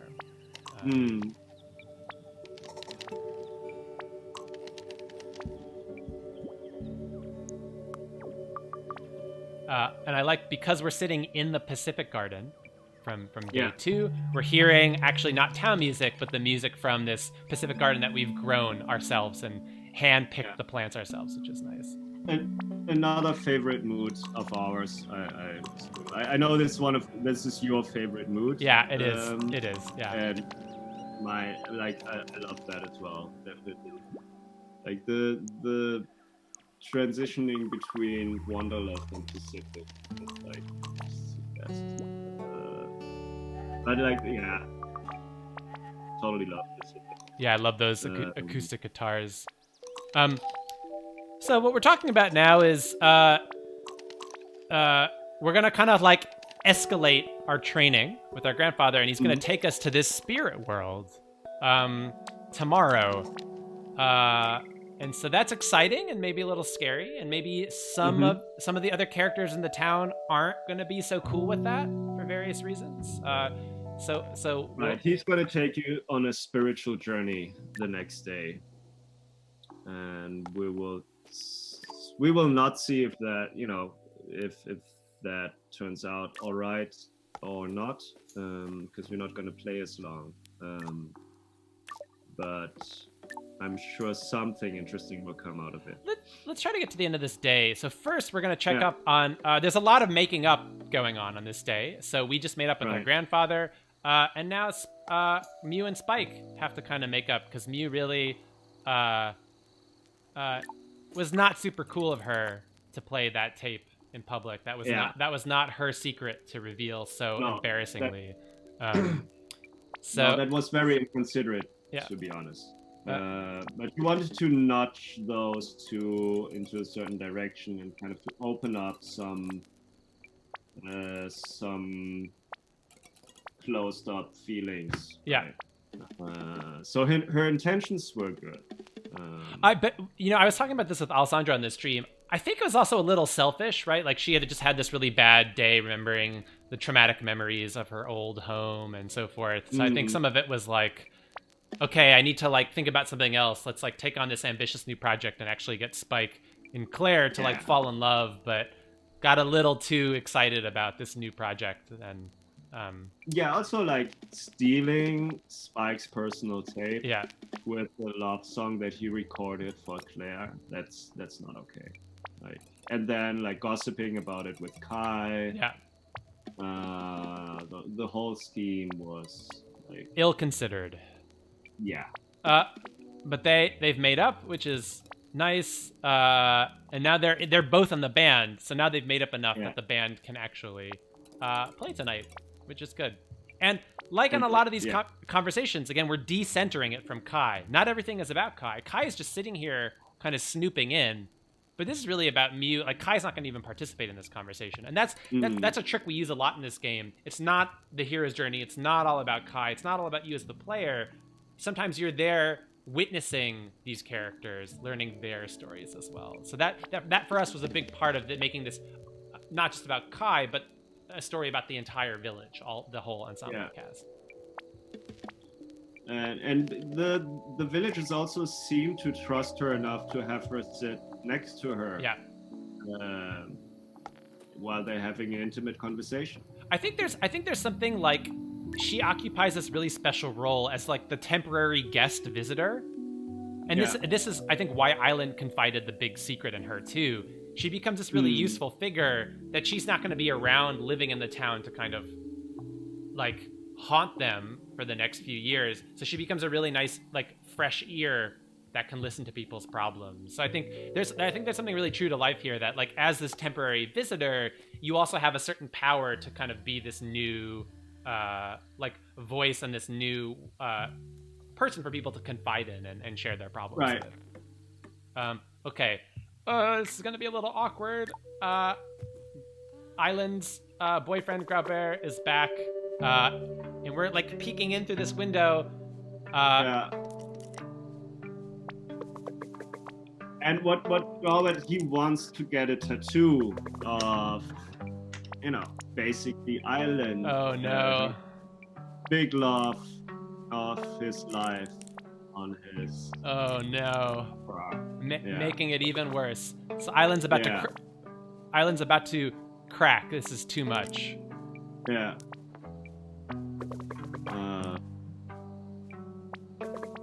Oh, the big. It all surfaces here. Yeah, man. So I think, and one of the few scenes where you have like custom music that's played for kind of underline the sadness of it. Not that we use that much.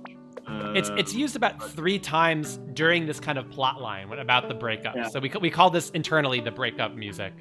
What I really like about this scene, Nils, is that it really humanizes Graub. Like we've kind of felt like he's this jerk.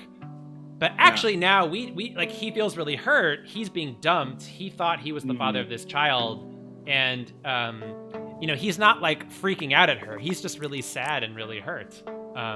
He wants to do well by this child. So I like that it's not as black and white as he's like a bad guy or something. Like Graub has problems and it doesn't always treat people right, but is a more multi-dimensional character, which I think really comes alive. I often felt Gorbert was misunderstood, but yeah, he is that kind of like alpha male-ish kind of type that kind of plays himself in the foreground, is a bit too loud, a bit too kind of but yeah, he has a good heart. He is a jerk. He acts in inappropriate ways, but in the end, like, it sucks to be dumped. It sucks to learn this thing about this baby that you thought was yours, to lose this relationship, and he's going to kind of be reeling from that the rest of the story. However, it is band night. The band's going to play.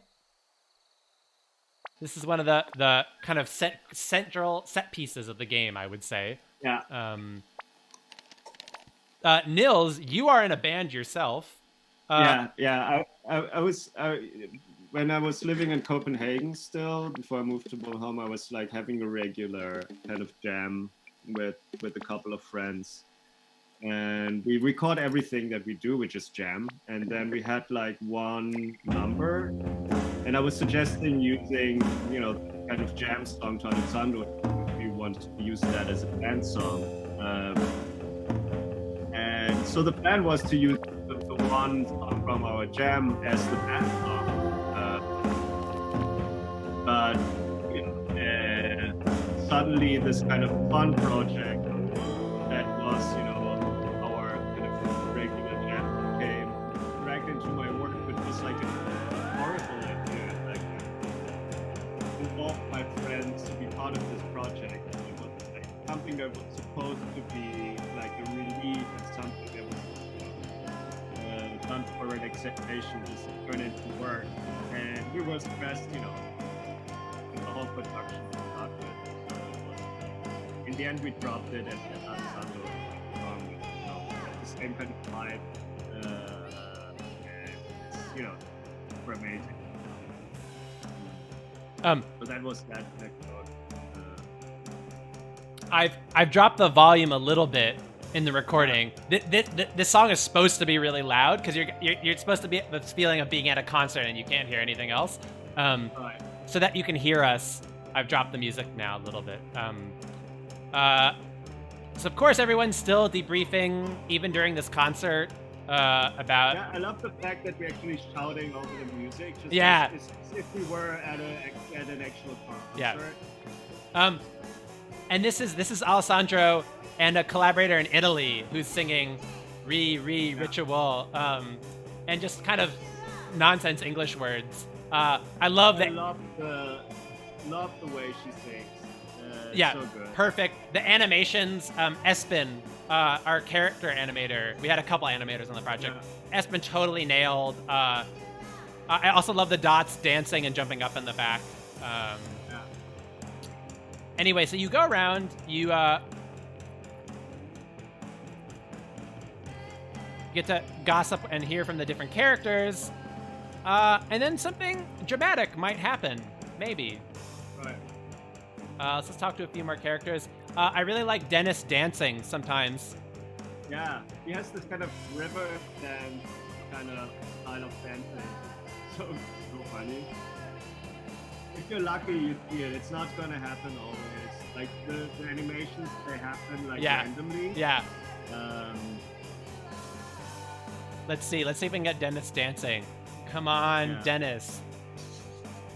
Well, all right. Let's talk to somebody else, and then we'll go back to.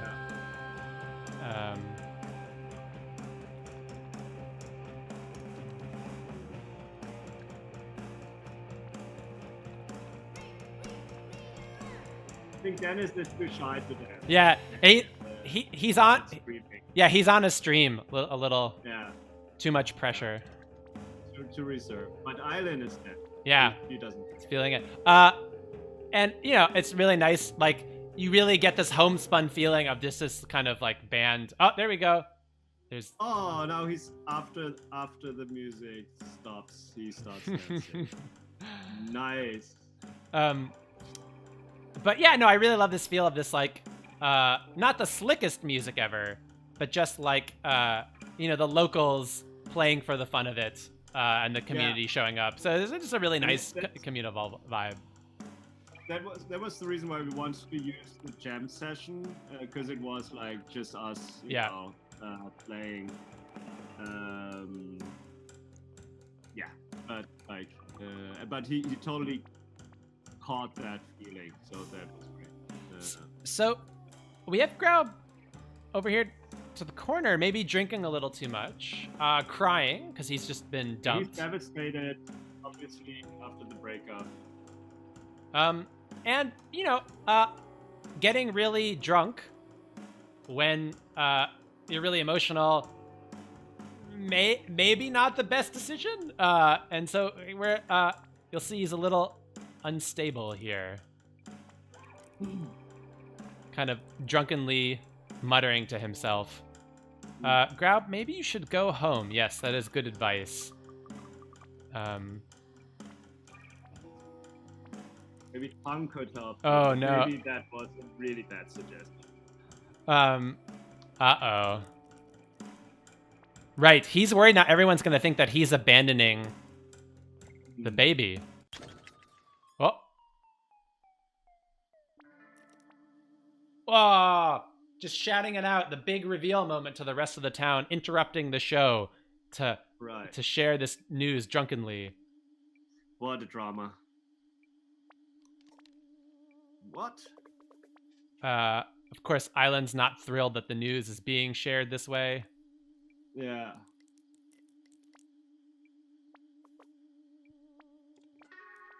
Oh! Nice little... It's Tongue's. And the thing is, Tongue doesn't even know it's his baby. That's right. Right. By the way, I love Claire's kind of like,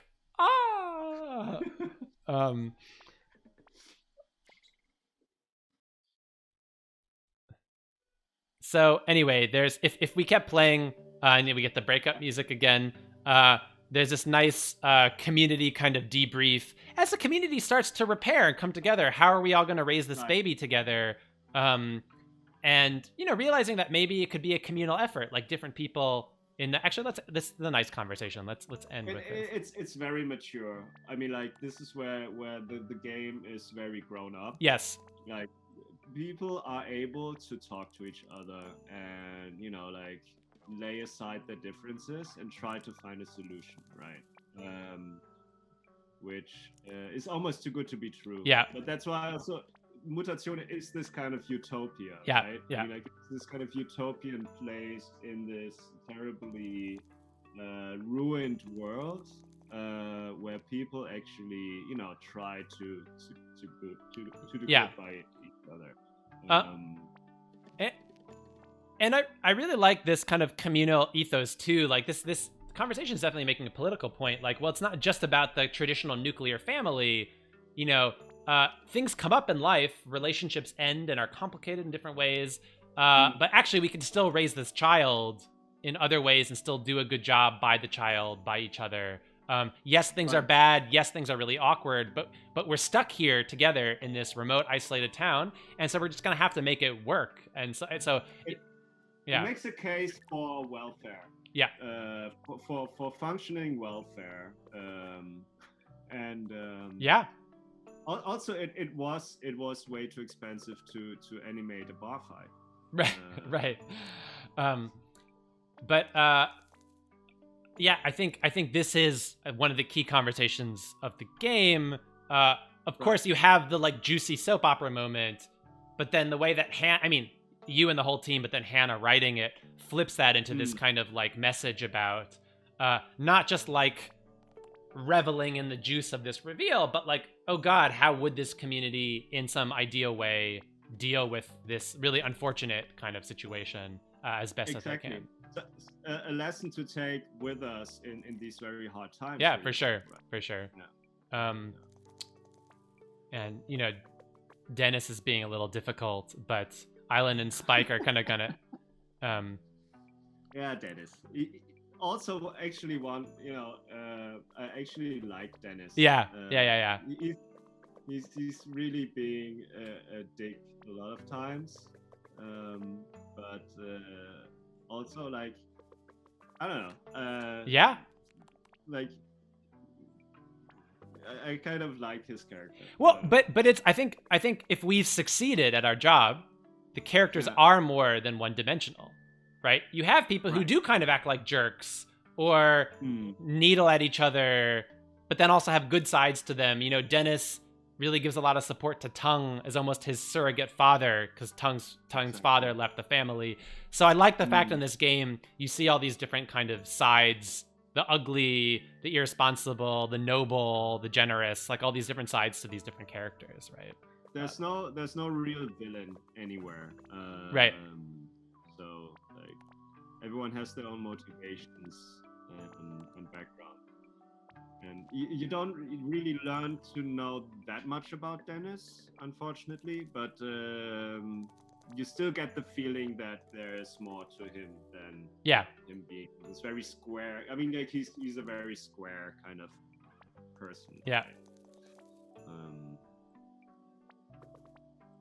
And Dennis comes around there and says some good motivating advice about being a good father. Because Dennis was friends with Tongue's father when Tongue's father left, which was Right. pretty awful of Tung's father. Spoiler: we don't meet Tung's father in this game. He is fully left. Oh God! Someone get that rum out of Grab's hand. Anyway, that's pretty much what we wanted to get you through. So that we did day 3, day 5. We talked to Hannah Nicklin, the narrative designer and writer. We talked to Alessandro, who did all the audio. And my God, there's yeah. It's the last thing. Let's just sit down by the campfire as the last action, and then just leave it there as the sit with Mew. Yeah. To just have this kind of framing with the campfire as okay. like the closing shot. Oh God, I'm sorry. Okay. Yeah, I'm sorry. I let you wrap up properly now. No. Yeah, you're right. This is a nice framing. Here we're just debriefing with Mew. Kind of couldn't handle how intense that situation was. So she's had her, as we've learned, legitimately traumatic kind of experience with her own children. So she was just like, I can't deal with this now. I'll let them deal with it. But yes, thank you to all our guests. Obviously, this game is more than just my 3 guests and me who worked on the game. We worked with the whole team, programmers, animators, localizers, biz dev. So there was definitely a whole team that made this happen. But hopefully you got a taste of some of the key members of the team. So we had, like as I mentioned, Hannah, Alessandro, now Nils Deneken here, creative director, artist, drew a lot of the visual arts. See the full credits to really have to shout out the whole team.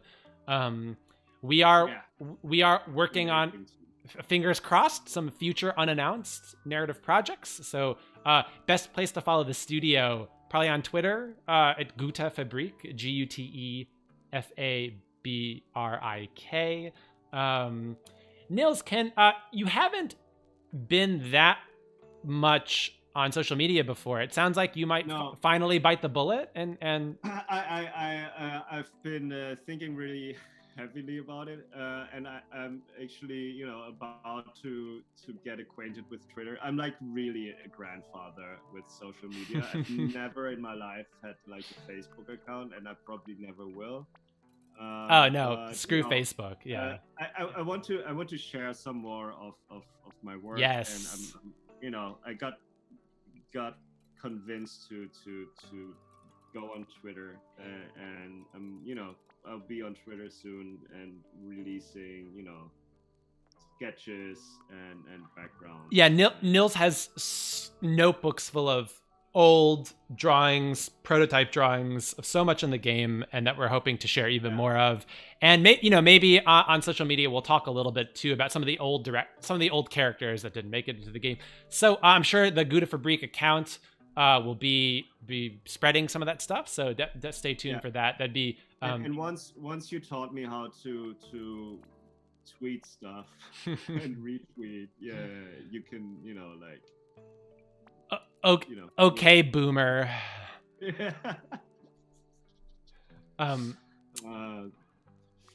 Anyway, so we're lots more to this game that we haven't showed you. There's a whole bunch of more gardens you grow, a bunch of other secrets you learn, some resolutions to all this drama, couple more real full days of more plot twists and funny, touching, interesting conversations with this ensemble cast. So, you can find this Mutazione, this game, on Steam, PlayStation 4, Apple Arcade, a whole bunch of different other PC storefronts.